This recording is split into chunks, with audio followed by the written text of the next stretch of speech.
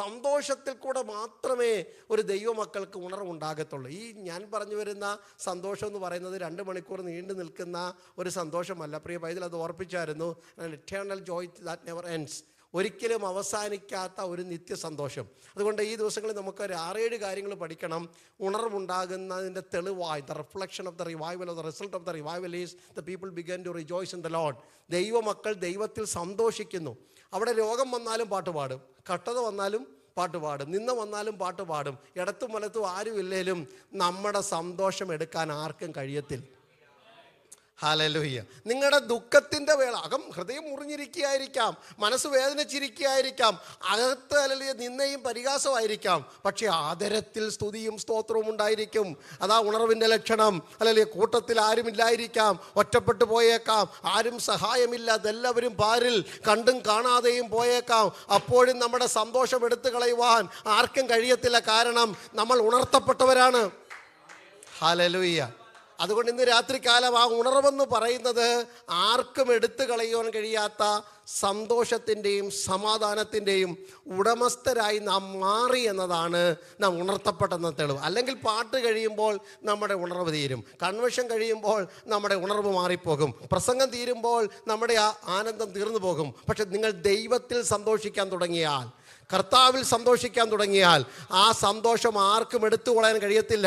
ഫിലിപ്പിയിലെ കാരാഗ്രഹത്തിൽ ഇരുന്നു കൊണ്ട് അപ്പോസ്തലനായ പൗലോസ് ഫിലിപ്പിലുള്ള വിശ്വാസികളോട് പറയുന്നു, ഫിലിപ്പ് ലേഖനം 4-ാം അധ്യായം 4 മുതലുള്ള വാക്യങ്ങൾ, കർത്താവിൽ സന്തോഷിപ്പീൻ എന്ന് ഞാൻ വീണ്ടും നിങ്ങളോട് പറയുന്നു. കയ്യിൽ എനിക്ക് ചങ്ങലയുണ്ടായിരിക്കാം, കാലാമത്തിലായിരിക്കാം, ശരീരം മുറിവേറ്റ് തടവിലായിരിക്കാം, പുറത്തിറങ്ങുമോ എന്ന ഭാവി എനിക്കറിയത്തില്ല. പക്ഷെ ഒരു കാര്യം എനിക്കറിയാം, ആ തടവറയിലും എനിക്ക് കർത്താവിൽ സന്തോഷിക്കുവാൻ കഴിയും. ഇന്ന് രാത്രി ഞാൻ ആത്മാവിൽ ദൂത് പറയുന്നു, സാഹചര്യങ്ങളെ പുറകോട്ട് മാറ്റിവെച്ചുകൊണ്ട് ആത്മാവിൽ സന്തോഷിപ്പാൻ, ആത്മാവിൽ ആരാധിപ്പാൻ, ആത്മാവിൽ നൃത്തം ചെയ്യുവാൻ, ആത്മാവിൽ ദൈവത്തിന് മഹത്വം കൊടുക്കുവാൻ ആരൊക്കെ തയ്യാറാകുന്നോ ആ സന്തോഷത്തെ എടുത്തു കളയുവാൻ ഒരു പിശാചിനോ ഒരു അശുദ്ധ ശക്തികൾക്കോ ഒരു അന്ധകാരത്തിനോ ഒരു പ്രതിസന്ധിക്കോ കഴിയത്തില്ല എന്ന ഉത്തമ ബോധ്യം ഇന്ന് രാത്രി നമുക്കുണ്ടാകണം. എത്ര പേർക്ക് ആ ബോധ്യം അകത്തുണ്ടല്ലിയ? എൻ്റെ സന്തോഷം ആർക്കും എടുക്കുവാൻ കഴിയത്തില്ല, ആർക്കും എടുത്തു കളയുവാൻ കഴിയാത്ത സന്തോഷം, ആർക്കും എടുത്തു കളയാൻ കഴിയാത്ത സമാധാനം. ഈ വിഷയങ്ങളായിരിക്കും ഈ ദിവസങ്ങളിൽ നാം പഠിക്കാൻ പോകുന്നത്. അപ്പോൾ റിവൈവൽ എന്ന പദം കൊണ്ട് 3 കാര്യങ്ങൾ ഇന്ന് രാത്രി ഞാൻ ഓർപ്പിച്ചിട്ട് ഞാൻ മുഖവര പറഞ്ഞിട്ട് ഈ ഭാഗത്തേക്ക് വരാം. പ്രധാനമായി 3 തലമുറയിൽ റിവൈവൽ ഞാൻ ഓർപ്പിച്ചല്ലോ, ജീവൻ ഉണ്ടായി, ചൈതന്യമുണ്ടായി. സ്തോത്രം. 3 സാഹചര്യങ്ങളിൽ നിന്ന് ദൈവം തൻ്റെ ജനത്തെ വിടുവിച്ച 3 കാര്യങ്ങൾ നമുക്കൊന്ന് ആമുഖമായി പറഞ്ഞു നോക്കാം. എങ്ങനെയാണ് റിവൈവൽ ഉണ്ടായത്? അല്ലെങ്കിൽ ചൈതന്യം എന്നൊരു വാക്കാണ് അവിടെ ഉപയോഗിച്ചിരിക്കുന്നത്. എല്ലായിടത്തും ചൈതന്യം, ജീവൻ എന്നൊരു പദമാണ്. ഒന്നാമതല്ലേ, 130 വയസ്സുള്ള ഒരു അപ്പച്ചന് റിവൈവൽ ഉണ്ടായി. നമ്മൾ 130 വയസ്സുള്ളവരൊന്നും കണ്ടിട്ടില്ല. ഹല്ലേലൂയ. എങ്ങനെങ്കിലും 70 ജീവിച്ച് കിട്ടിയാൽ കൊള്ളാമെന്നുള്ള ചിന്തയിലാണ് നമ്മൾ നടക്കുന്നത്. അല്ലേ, 70 ഏറെ ആയാൽ 80 എന്നൊക്കെ പാടും. പക്ഷെ ഇച്ചിലൂടെ കിട്ടിയാലും വലിയ കുഴപ്പമൊന്നുമില്ല, ആരെയും ബുദ്ധിമുട്ടിക്കാതെ ജീവിക്കണമെന്ന് മാത്രമേ ഉള്ളൂ. പക്ഷെ 130 വയസ്സുള്ള ഒരു പിതാവിനുണ്ടായ റിവൈവലിനെ കുറിച്ച് നമുക്ക് വായിക്കാൻ കഴിയും. ഉൽപ്പത്തി പുസ്തകം 45-ാം അധ്യായം. ഞാൻ പറഞ്ഞത് എല്ലാവർക്കും മനസ്സിലാകുന്നുണ്ടല്ലോ?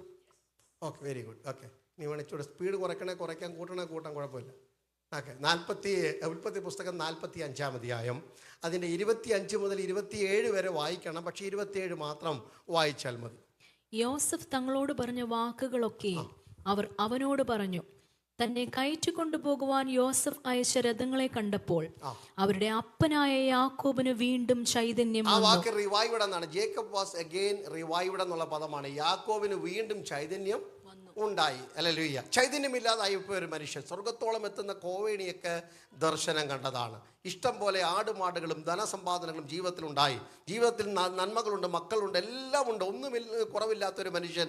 എവിടെ നോക്കിയാലും ഹല്ലേലൂയ, യാക്കോബ് എന്ന വലിയ മനുഷ്യൻ, യാക്കോബ് എന്ന ഉയർച്ചയുള്ള മനുഷ്യൻ, യാക്കോബേ നീ ഭാഗ്യവാൻ എന്ന് അഭിസംബോധന ചെയ്യത്തക്കവണ്ണം എല്ലാം ഉള്ളൊരു മനുഷ്യൻ. പക്ഷേ ഇപ്പോൾ കഴിഞ്ഞ 13-ലേറെ വർഷമായിട്ട് നിരാശപ്പെട്ടിരിക്കുക. ചരിത്രം അറിയാവുന്നത് കൊണ്ട് ഞാനത് വിശദീകരണത്തിന് പോകുന്നില്ല. തൻ്റെ സ്നേഹഭാജനമായിരുന്ന സ്നേഹപുത്രനായിരുന്ന യോസഫിനെ കാണാതായിട്ട് 13 വർഷമായി. അതെൻ്റെ സഹോദരന്മാരെ വിറ്റതാണെന്ന് ഒന്നും അറിയാത്തൊരു മനുഷ്യനാണ്. കാരണം തെളിവായിട്ട് തൻ്റെ കയ്യിൽ എന്തോ ഉണ്ട്. ഇവിടെ നാം വായിക്കുന്നത്, യാക്കോബിൻ്റെ തലയിനുടെ കീഴിൽ യോസഫിൻ്റെ രക്തം പുരണ്ട വസ്ത്രമുണ്ട്. ഞാനിവിടെ നിന്നോട് എത്രയൊക്കെ അലറിക്കേറി പ്രസംഗിച്ചാലും തലയ്ക്ക് വെച്ച് പ്രാർത്ഥിച്ചാലും നിങ്ങളുടെ കൈ തെളിവുള്ളിടത്തോളം കാലം നിങ്ങൾക്ക് എന്തുണ്ടാകത്തില്ല? പറഞ്ഞാട്ട് ഉണർവുണ്ടാകത്തില്ല. എൻ്റെ കൂട്ടത്തിലുണ്ടേ? അല്ലല്ലേ, ഇവിടെ ഞങ്ങൾ എല്ലാവരുടെ തലേ കൈ വെച്ച് കുലുക്കി പ്രാർത്ഥിച്ചാലും പാസ്റ്ററെ ഈ തെളിവ് കയ്യിലിരിക്കുന്നിടത്തോളം കാലം ഞങ്ങൾക്ക് എന്തുണ്ടാകത്തില്ല. എന്താ തെളിവെന്നുള്ളത് നിങ്ങൾ തീരുമാനിച്ചോണ്ട് എനിക്കറിയത്തില്ല. പക്ഷേ നിങ്ങൾക്ക് തെളിവുണ്ടാകും. പക്ഷേ ഇന്ന് രാത്രി ഞാൻ പ്രസംഗിക്കുന്നത് അതിനെ ഓവർ റൈറ്റ് ചെയ്യുന്ന മറ്റൊരു തെളിവ് നിങ്ങളുടെ കയ്യിൽ പിടിച്ചേൽപ്പിക്കുവാൻ ദൈവം വിശ്വസ്തനാണ്. ഈ ദിവസങ്ങളിലെ പ്രാർത്ഥനയിൽ ഞാനത് ആത്മാർത്ഥമായി വിശ്വസിക്കും. It's not only just a convention, it's a time of we are receiving and restoring. As the man of God said, God is a God of restoration. Hallelujah.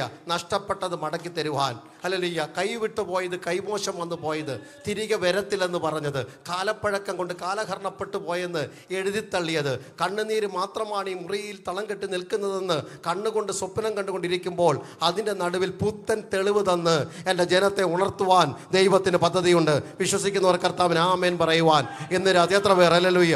റീബാന ഹതുരാധകന. ഇത് സാധാരണ ഒരു യോഗമല്ല. പരിശുദ്ധാത്മാവ് ചിലരെ വിവേചിക്കുന്ന, പരിശുദ്ധാത്മാവിൻ്റെ കരം ചലിക്കുന്ന, എനിക്ക് വേണ്ടി ഇറങ്ങി വന്ന് ദൈവം പ്രവർത്തിക്കുന്ന രാത്രിയാണെന്ന് എത്ര പേർക്ക് സ്വപ്നം കാണുവാൻ കഴിയും?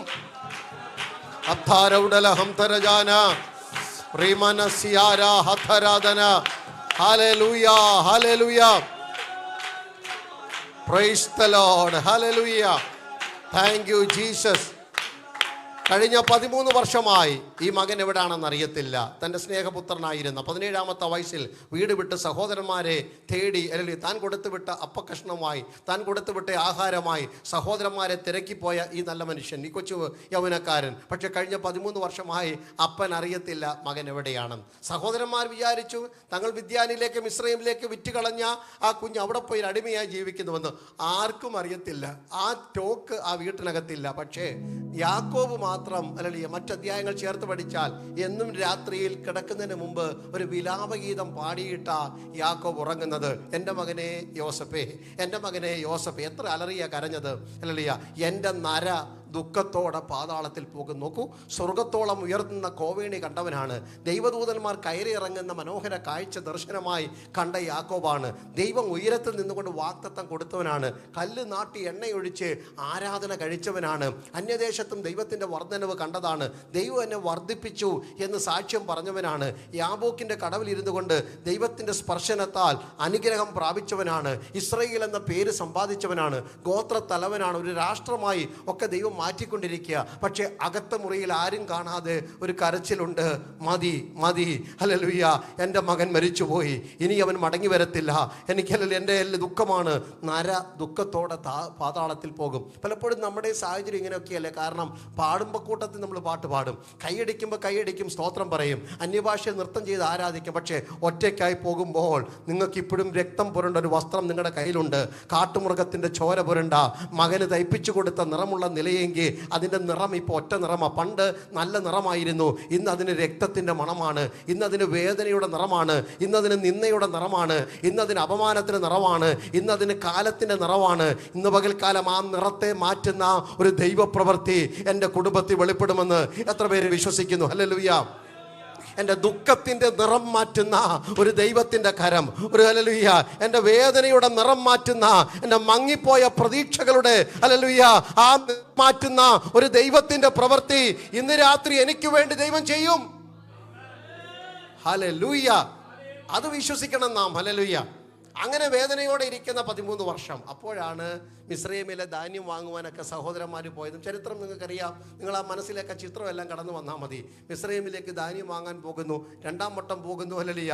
അങ്ങനെ അവസാനം 45-ാം അധ്യായം യോസേഫ് തൻ്റെ സഹോദരന്മാർക്ക് തന്നെ വെളിപ്പെടുത്തി കൊടുക്കുകയും മിസ്രൈമിലെ 2ാമത്തെ അധികാരിയാണ് യോസേഫ് എന്ന് അവർക്ക് മനസ്സിലാക്കി ഭയന്നു പോയ അവരെ ആശ്വസിപ്പിച്ച് സമാധാനിപ്പിച്ചിട്ട് പറഞ്ഞു, നിങ്ങൾ പോയി പിതാവിനെ കൂടെ മടക്കി എവിടെ കൊണ്ടുവരണം? മിസ്രൈമിൽ കൊണ്ടുവരണം. സ്തോത്രം. അങ്ങനെ യോസേഫ് തൻ്റെ പിതാവായ യാക്കോബിനെ കൊണ്ടുവരുവാൻ വേണ്ടി രഥങ്ങളും ഹല്ലേലൂയ സേനകളുമായിട്ടൊക്കെ അയക്കുന്ന ചരിത്രമാണ് 45-ാം അധ്യായം. ഇപ്പോൾ യാക്കോബിന് ചൈതന്യം വരുവാനുള്ള കാരണം നിങ്ങൾ കണ്ടോ? ഹല്ലേലൂയ. ഇസ്രയേലിൻ്റെ മുന്നിലേക്ക് 10 മക്കളും വന്ന് പറഞ്ഞു, അപ്പ യോസേഫോട് ജീവനോടെ ഇരിക്കുന്നു, അവൻ മിസ്രൈം രാജ്യത്തിനൊക്കെ അധിപതിയായിരിക്കുന്നു. യാക്കോബ് വിശ്വസിച്ചില്ല. കാരണം എങ്ങനെ വിശ്വസിക്കുന്നത്? കാരണം ഹല്ലേലൂയ മരിച്ചുപോയെന്ന് പറയുന്ന അല്ലെങ്കിൽ നിലയെങ്കിൽ തൻ്റെ കയ്യിലിരിക്കുന്നിടത്തോളം കാലം, രക്തം പുരണ്ട യോസേഫിനെ കാട്ടുമൃഗം കടിച്ചു കീറി എന്ന് പറയുന്ന പ്രൂഫ് കയ്യിലിരിക്കുന്നിടത്തോളം കാലം യാക്കോബിന് വിശ്വസിക്കാൻ പറ്റിയില്ല. പക്ഷെ നാം വായിച്ച വാക്യം, യോസഫ് അയച്ച രഥങ്ങളെ കണ്ടപ്പോൾ, യോസഫ് അയച്ച രഥങ്ങളെ കണ്ടപ്പോൾ യാക്കോബിന് ചൈതന്യം വന്നു. എങ്ങനെ ഉണർവുണ്ടായത്? എൻ്റെ കയ്യിലിരിക്കുന്ന തെളിവുകളെ മാറ്റിമറിക്കുന്ന മറ്റൊരു തെളിവ്. ഹല്ലേലൂയ. ദൈവം എൻ്റെ മുമ്പാകെ തരുമ്പോൾ God is able to make an overwriting. Government എഴുതിയ രേഖകൾ തിരുത്തി എഴുതുവാൻ ദൈവത്തിന് പദ്ധതിയുണ്ട്. മനുഷ്യൻ്റെ ഒപ്പുകൾക്കപ്പുറത്ത് ദൈവത്തിൻ്റെ കയ്യൊപ്പ്. ഇന്ന് രാത്രി എനിക്കും നിങ്ങൾക്കും അനുകൂലമായൊരു വിധി ദൈവത്തിൽ നിന്നുണ്ടാകുവാൻ എത്ര പേർ ആത്മാവിൽ പ്രാർത്ഥിച്ച് സ്തോത്രം ചെയ്യും? എന്നെ ഉണർത്തുന്ന ഒരു തെളിവ് എൻ്റെ ഭവനത്തിൻ്റെ മുമ്പിൽ, എൻ്റെ അപ്പാർട്ട്മെൻറ്റിൻ്റെ മുമ്പിൽ, എൻ്റെ കൂടാരത്തിൻ്റെ മുമ്പിൽ, എൻ്റെ തൊട്ട് മുമ്പിൽ ചലിക്കുന്ന രഥങ്ങൾ. ഇന്ന് രാത്രി ദൈവമയച്ച വിടുതലിൻ്റെ രഥങ്ങൾ, ദൈവമയച്ച വിടുതലിൻ്റെ രഥങ്ങൾ എൻ്റെ മുമ്പിൽ ഉരുളുമെന്ന് വിശ്വസിക്കുന്നവർക്കായി ഞാൻ കർത്താവിന് സ്തോത്രം ചെയ്യുന്നു. ദൈവം അത് ചെയ്യുമെന്ന് വിശ്വസിക്കണം. എൻ്റെ കണ്ണടയുന്നതിന് മുമ്പ് അടുത്തൊരു പദമുണ്ട് അവിടെ എഴുതി, വായിച്ചാട്ടെ മക്കളെ, വായിച്ചാട്ടെ. യാക്കോബിന് ചൈതന്യം വന്നു. മതി. എന്ത് മതി എന്നാ? അല്ലല്ല, ജീവിതം മതി എന്നല്ല പറഞ്ഞത്. കാരണം ഇത്രയും നാളത്തെ എൻ്റെ വേദനയ്ക്കൊരു full stop. Praise the Lord. ഇത്രയും നാളത്തെ എൻ്റെ വേദനയ്ക്ക് ഒരു ഫുൾ സ്റ്റോപ്പ് മതി. എന്ത് മതി? കരഞ്ഞത് മതിയെന്ന്. എന്ത് മതി? വിലപിച്ചത് മതി. എന്ത് മതി? നിരാശപ്പെട്ടത് മതി. എന്ത് മതി? തലതല്ലി കരഞ്ഞത് മതി. എന്ത് മതി? ഹല്ലേലൂയ. പരാതി പറഞ്ഞത് മതി. എന്ത് മതി? ഹല്ലേലൂയ. ഇനിയും മുന്നോട്ടൊരു ജീവിതമില്ല എന്ന് പറഞ്ഞത് മതി. ഹല്ലേലൂയ. നാം തന്നെ മതിയാക്കേണ്ട ഒരു അനുഭവം വരാൻ പോകുകയാണ്. എന്ന് തീരും എൻ്റെ കഷ്ടമെന്ന് ചോദിച്ച നിങ്ങൾക്ക് ഇന്ന് രാത്രി നിങ്ങളുടെ അതരം കൊണ്ട് തന്നെ പറയാൻ പറ്റും, മതി. ഹല്ലേലൂയ. അവിടെ നിന്ന് പറയാം, മതി. എൻ്റെ മകൻ ജോസഫ് ജീവനോടെ ഇരിക്കുന്നു, ഞാൻ മരിക്കും മുമ്പ് അവനെ പോയി കാണുമെന്ന്. ഏത് അതരം കൊണ്ട് മതി എന്ന് പറഞ്ഞോ, ഏത് അതരം കൊണ്ട് കഴിഞ്ഞെന്ന് പറഞ്ഞോ, പ്രത്യാശയോടെ നാം അകത്ത് പൊട്ടിമുളച്ചു. അതിൻ്റെ പേരാ ചൈതന്യം എന്ന് പറയുന്നത്. ഞാൻ വീണ്ടും ഒരു പ്രതീക്ഷയോടെ കാണുന്നു. I will see with my own eye. എൻ്റെ കണ്ണുകൊണ്ട് തന്നെ കാണും. കഴിഞ്ഞു പോയെന്ന് പറഞ്ഞു പോയത്, അവസാനിച്ചു എന്ന് പറഞ്ഞത്, ഇല്ലാതായിപ്പോയെന്ന് പറഞ്ഞത്, കാട്ടുമൃഗം പിച്ചി ചീന്തി എന്ന് പറഞ്ഞത്, അവ കുഴിച്ചിട്ടു എന്ന് പറഞ്ഞത്, ഇനിയും പ്രതീക്ഷയില്ലെന്ന് പറഞ്ഞത്, സ്വപ്നങ്ങൾ കുഴിച്ചു മൂടി എന്ന് പറഞ്ഞത്, അല്ലെങ്കിൽ അവസാനിച്ചു എന്ന് പറഞ്ഞ രേഖകൾ, കയ്യൊപ്പുകൾ ഇന്ന് രാത്രി മതി. എൻ്റെ ദൈവം ആത്മാവിൽ ദൂത് പറയുമ്പോൾ എത്ര പേർ അത് ഏറ്റെടുത്ത് സ്തോത്രം പറയും? ഞാൻ മരിക്കും മുമ്പ്, ഈ 2026 ഈ ഓഗസ്റ്റ് മാസം തീരുന്നതിന് മുമ്പ്, ഈ വർഷം തീരുന്നതിന് മുമ്പ് ഞാൻ അതെന്റെ കണ്ണുകൊണ്ട് കാണും. ആത്മാവിൽ കർത്താവിനെ സ്തുതിച്ച് എത്ര പേർ അത് റിസീവ് ചെയ്യുവാൻ തയ്യാറാകും?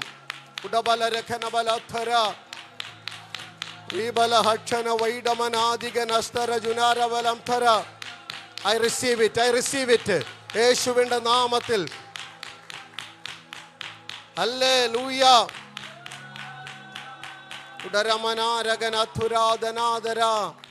എൻ്റെ കണ്ണുകൊണ്ട് തന്നെ ഞാനത് കാണും. ഞാൻ മരിക്കും മുമ്പ്. അപ്പം അതിൻ്റെ അർത്ഥം എന്താ? ഹല്ലേലൂയ. ഞാൻ ഹല്ലേലൂയ, ഈ ദൈവത്തിൻ്റെ അത്ഭുതം കാണാതെ ഞാൻ മരിക്കയില്ലെന്നർത്ഥം. ഹല്ലേലൂയ. ഏത് പ്രതിസന്ധി ആയിക്കൊള്ളട്ടെ, ഞാൻ ആർക്കും മരണത്തിന് ഗ്യാരണ്ടി തരികയല്ല. പക്ഷെ ദൈവം ഒരു വാഗ്ദത്തം തന്നിട്ടുണ്ടെങ്കിൽ, ദൈവം ഒരു ഉടമ്പടി ചെയ്തിട്ടുണ്ടെങ്കിൽ, നിങ്ങളുടെ കണ്ണടയുന്നതിന് മുമ്പ് നിങ്ങളത് കണ്ടിരിക്കും. അത് വിശ്വസിക്കുന്നവർക്കാണ് ഞാൻ സ്തോത്രം ചെയ്യുന്നു. ഈ പട്ടണത്തിൽ, ഈ ഐലൻഡിൽ ഞാനത് കണ്ടിരിക്കും എൻ്റെ കണ്ണുകൊണ്ട് തന്നെ. ഹല്ലേലൂയ. മിസ്രയീമിൻ്റെ നിറമുള്ള ചലിക്കുന്ന രഥങ്ങൾ എൻ്റെ ഭവനത്തിൻ്റെ മുമ്പിൽ ഇന്ന് രാത്രി ഉരുളുന്നെങ്കിൽ അതിൻ്റെ പിന്നിൽ അത് അയച്ച ഒരുവനുണ്ടെന്ന് വിശ്വസിക്കണം. ദൈവം ചില സാധ്യതകളെ നിങ്ങളുടെ മുമ്പിലേക്ക് അയക്കുകയാണ്. അല്ല, നിങ്ങളുടെ കണ്ണ് ഇന്ന് വരെ കാണാത്ത, ഹല്ലേലൂയ, ഇന്ന് വരെ നിറമുള്ള നിലങ്കി പുരണ്ട രക്തം കണ്ട് കണ്ണ് മഞ്ചിച്ചു പോയ ചിലരോട് ആത്മാവിൽ ദൂത് പറയുന്നു. നിങ്ങളുടെ കാഴ്ചപ്പാടുകളെ മാറ്റിമറിയുന്ന ചില പുത്തൻ രഥചക്രങ്ങൾ നിങ്ങളുടെ വീടിന് മുമ്പിൽ, മിസ്രയീമിൻ്റെ രഥചക്രങ്ങൾ, അന്യദേശത്ത് നിങ്ങൾ പാർക്കുമ്പോൾ അന്യരാജ്യത്തിൻ്റെ, ഹല്ലേലൂയ, രഥങ്ങൾ നിങ്ങളുടെ മുമ്പിൽ ഉരുളുമെന്ന് ആത്മാവിൽ ദൂത് പറഞ്ഞാൽ എത്ര പേർ അത് ഏറ്റെടുത്ത് ആമേൻ പറയും? സ്വന്തം രാജ്യം വിട്ട് അന്യദേശത്ത് വന്നിട്ട് ഇവിടെ കൂടാരത്തിനകത്തേന് ഒതുങ്ങിപ്പോയോ എന്ന് ചോദിക്കുന്നവരോട്, അന്യരാജ്യത്തിൻ്റെ രഥങ്ങൾ, നിറമുള്ള രാജാക്കന്മാർ സഞ്ചരിക്കുന്ന, പ്രഭുക്കന്മാർ സഞ്ചരിക്കുന്ന, മന്ത്രിമാർ സഞ്ചരിക്കുന്ന, അധികാരികൾ സഞ്ചരിക്കുന്ന രഥചക്രങ്ങൾ നിങ്ങൾക്ക് വേണ്ടി ഉരുളുന്ന കാഴ്ച ആത്മാവിൽ കണ്ട് സ്തോത്രം ചെയ്യുവാൻ ഇന്ന് രാത്രി ചിലർ തയ്യാറാകണം.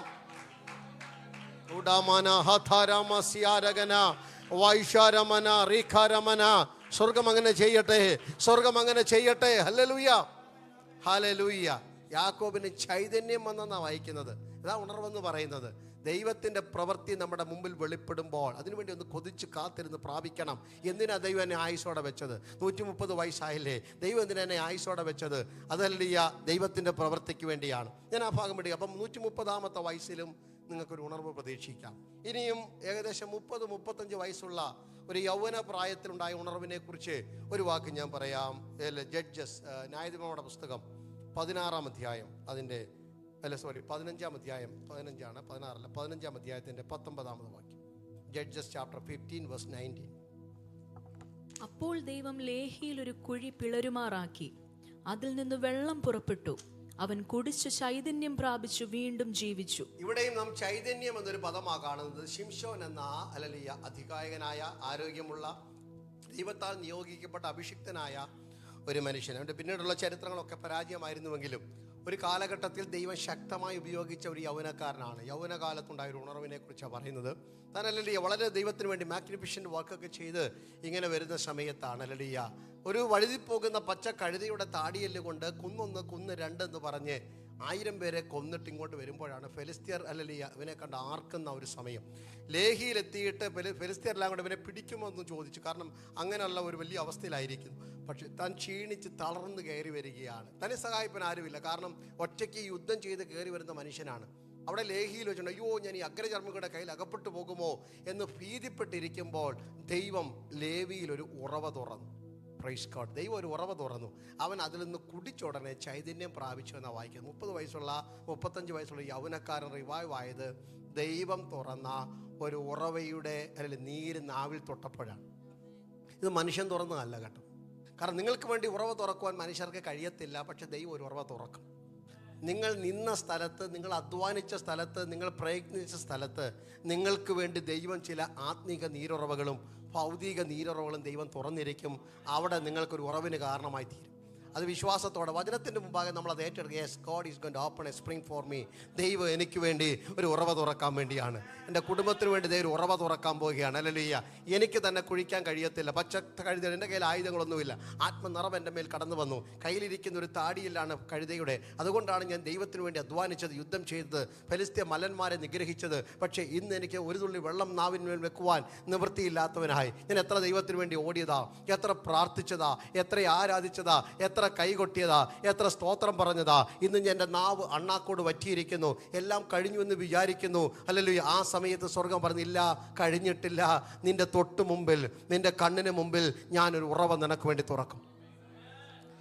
When God begins to open a door, hallelujah, ദൈവം ഒരു വാതിൽ തുറക്കാൻ തുടങ്ങിയാൽ ആർക്കടയ്ക്കാൻ കഴിയും?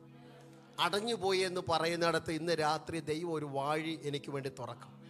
ദൈവം എനിക്ക് വേണ്ടി ഒരു വാതിൽ തുറക്കും.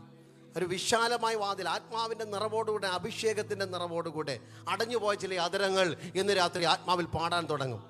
അടഞ്ഞുപോയ കണ്ണുകൾ ഇന്ന് രാത്രി വീണ്ടും തുറക്കാൻ തുടങ്ങും. മങ്ങിപ്പോയ ദർശനങ്ങൾ ഇന്ന് രാത്രി ആത്മാവിൽ മടങ്ങി വരട്ടെ. അടഞ്ഞുപോയ അതരങ്ങളിൽ കൂടെ വീണ്ടും പാട്ടുകൾ പുറത്തേക്ക് ഒഴുകുമാറാകട്ടെ. ഇന്നത്തെ ശൂന്യത മാറുന്ന ഒരു ദൈവത്തിൻ്റെ പ്രവൃത്തിക്കായി എത്ര പേർ സ്തോത്രം ചെയ്യും? അതെ, ലേഹിയിൽ എനിക്ക് വേണ്ടി ഒരു ഉറവ ദൈവം തുറന്നെങ്കിൽ മറ്റൊരു പട്ടണത്തിലല്ല. അത് ആത്മാവ് പറയുവാൻ എന്നെ ഹേമിപ്പിക്കുന്നു. മറ്റൊരു പട്ടണത്തിലല്ല, നിങ്ങൾ നിന്ന പട്ടണത്തിൽ, നിങ്ങൾ പഠിച്ച പട്ടണത്തിൽ, നിങ്ങൾ അധ്വാനിച്ച പട്ടണത്തിൽ നിങ്ങൾക്ക് വേണ്ടി പുത്തനൊരു ഉറവ ഇന്ന് രാത്രി തുറന്നു തരുവാൻ ദൈവത്തിന് പദ്ധതിയുണ്ട്.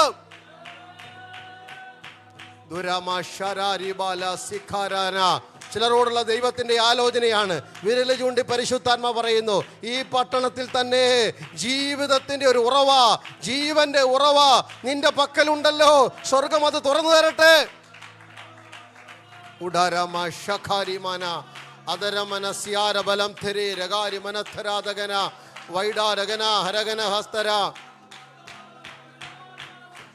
Hallelujah, hallelujah, hallelujah, hallelujah.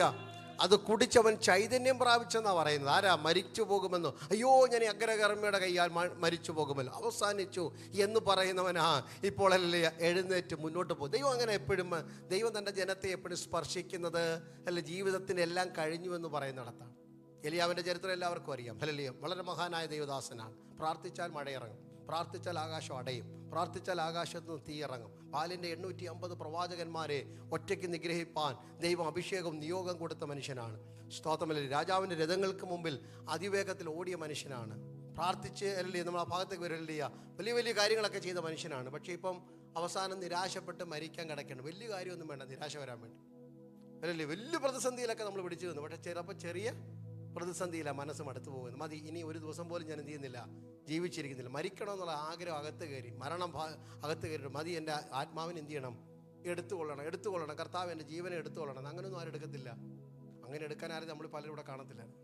നമ്മൾ പറഞ്ഞപ്പോഴൊക്കെ നമ്മുടെ ജീവൻ എടുത്തായിരുന്നെങ്കിൽ ആലോചിച്ചു. നമ്മൾ എത്രയോ ആഗ്രഹിച്ചിട്ടുണ്ട്, കർത്താവ് ഇനി ജീവിച്ചിട്ട് വലിയ കാര്യമൊന്നും ഇല്ലെന്ന്. അന്നേരം ആരും എടുത്തില്ല. അതിനൊരു സ്തോത്രം പറഞ്ഞിട്ട് ഹല്ലേലൂയ. നമ്മുടെ ജീവൻ എടുക്കാൻ നമ്മൾ പറഞ്ഞിട്ടുണ്ട്, ശത്രു നോക്കിയിട്ടുണ്ട്.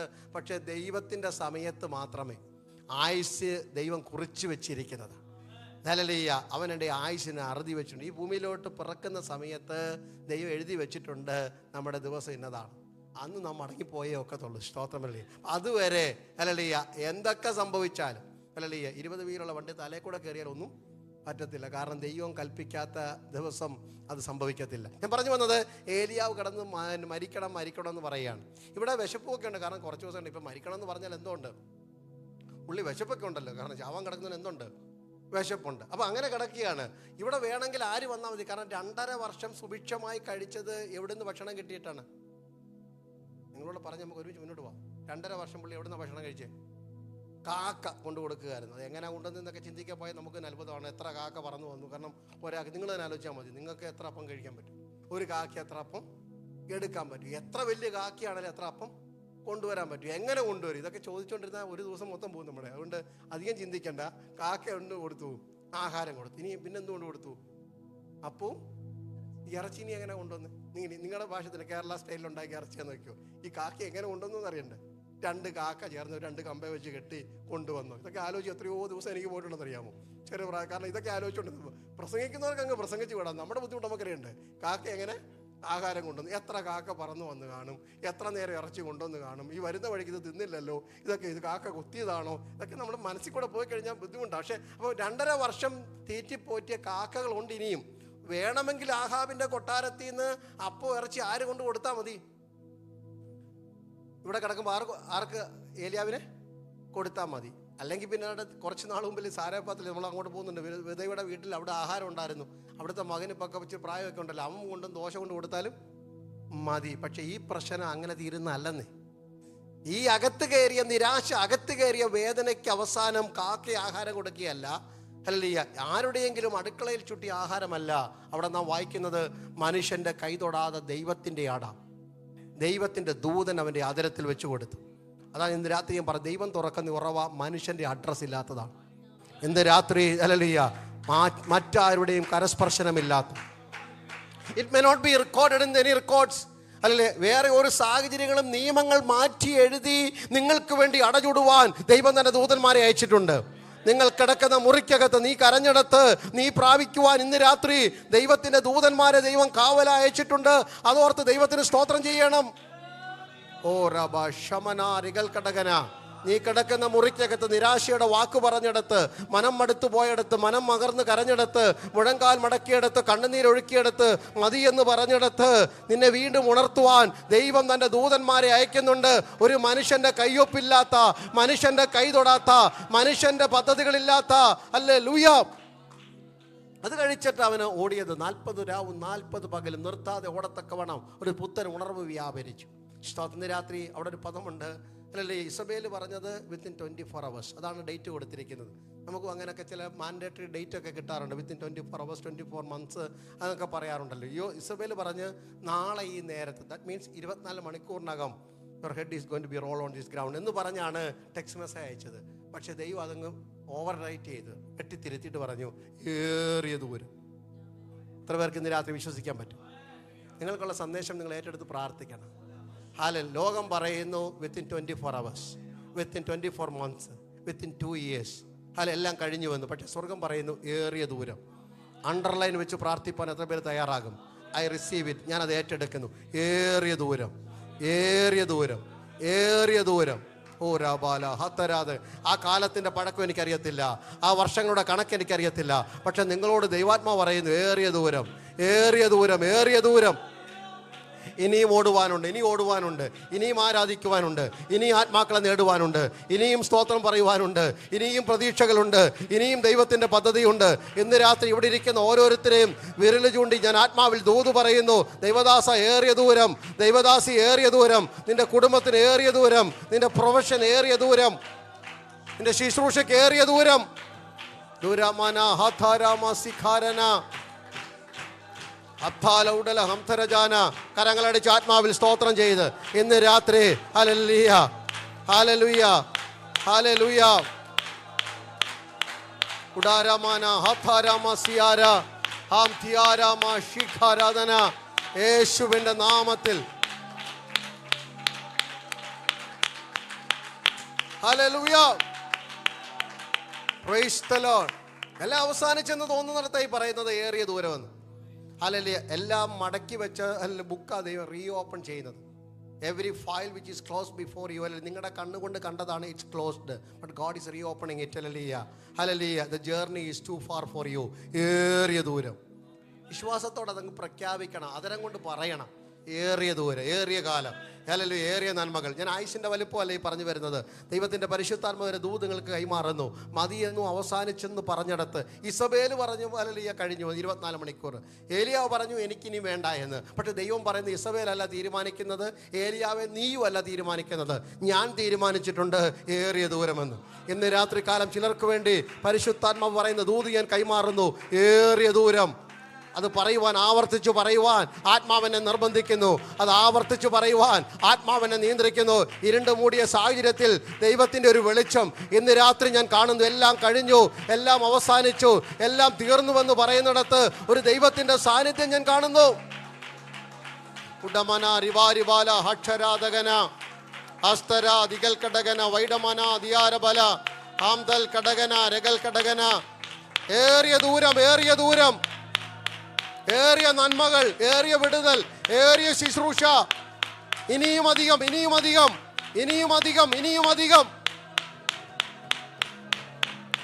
ദുരമന രികരബലബ്ധര ജനകല വൈഷമനാദികരംസ്തര കുടരാ രഗടാ രമന രഗടകലാംധര ജാന അബ്ധുരജാനികലാസ്തര ജുനകല വൈഷര ജാനകലാംധര ജാന റീബൽ കടകന രഗന. ജനം അത് ഏറ്റെടുക്കട്ടെ. ഇന്ന് രാത്രി മനസ്സും അടുത്തുപോയ ചില കുഞ്ഞുങ്ങൾ, മനസ്സും അടുത്തുപോയവർ ഇന്ന് രാത്രി അത് ഏറ്റെടുക്കട്ടെ. ദൈവത്തിൻ്റെ രേഖകൾ എനിക്ക് അനുകൂലമായി. Hallelujah, hallelujah, price the Lord. ചരിത്രം ദൈവം മാറ്റി എഴുതി. ഏത് മരുഭൂമിയിൽ കിടന്ന് മരിക്കണമെന്ന് കൊതിച്ചോ 40 രാവും 40 പകലും ഓടി ഹല്ലേലൂയ അവിടെ ചെന്നിട്ട് ഹല്ലേലൂയ ദൈവശബ്ദമൊക്കെ കേട്ടിട്ട് മടങ്ങിയ ഒരു യാത്രയുണ്ട്. ഇതേ മരുഭൂമിയിൽ വെച്ച് 3 പേരെ തന്നെ അഭിഷേകം ചെയ്തു.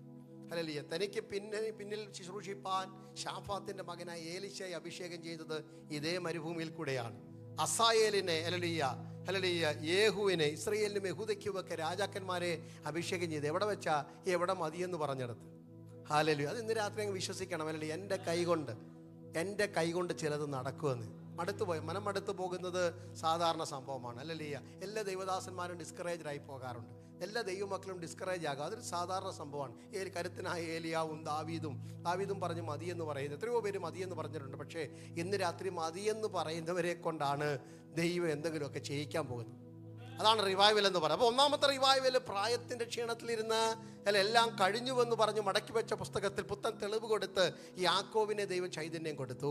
സ്തോത്രം. 2, ഒരു യൗവനക്കാരൻ ശുശ്രൂഷയുടെ പീക്കി നിൽക്കുമ്പോൾ ദാഹിച്ചു വരണ്ട ഒരു വഴിയില്ലാതെ കാണുമ്പോൾ പുത്തൻ വഴി തുറന്ന് ദൈവം തനിക്ക് ഹല്ലേലൂയ ഒരു ഉണർവ് ചൈതന്യം വരുത്തി. 3, ഒരു കൊച്ചു കുഞ്ഞിന് അല്ലെങ്കിൽ നമ്മുടെ കുഞ്ഞുങ്ങൾക്ക് അല്ലല്ലേ ഒരു ഉണർവ് വേണ്ടേ? നമ്മുടെ തലമുറകൾക്കും വേണം ഒരു ഉണർവ്. അതും കൂടെ അത് പറഞ്ഞിട്ട് നമ്മുടെ ആ പുതിയ ഭാഗത്തിലേക്ക് പ്രവേശിക്കാം. 1 രാജാക്കന്മാർ ഈ പറഞ്ഞ സംഭവവുമായി ബന്ധപ്പെട്ടതാണ്. 1 രാജാക്കന്മാരുടെ പുസ്തകം 17-ാം അധ്യായം അതിൻ്റെ 22-ാമത്തെ വാക്യം. 1 Kings chapter 17 verse 22. യഹോവ ഏലിയാവിന്റെ പ്രാർത്ഥന കേട്ടു. കുട്ടിയുടെ പ്രാണൻ അവനിൽ മടങ്ങി വന്ന് അവൻ ജീവിച്ചു. അവിടെ റിവൈവൽ ആണ് ഉപയോഗിച്ചിരിക്കുന്നത്. കുട്ടിയുടെ പ്രാണൻ മടങ്ങി വന്ന് അവൻ ജീവിച്ചു. ഹല്ലേലൂയ. നാം കേട്ട 3 കാര്യങ്ങൾ. 1, ഏത് പ്രായത്തിലും നിങ്ങൾക്കൊരു ഉണർവ് പ്രതീക്ഷിക്കാം.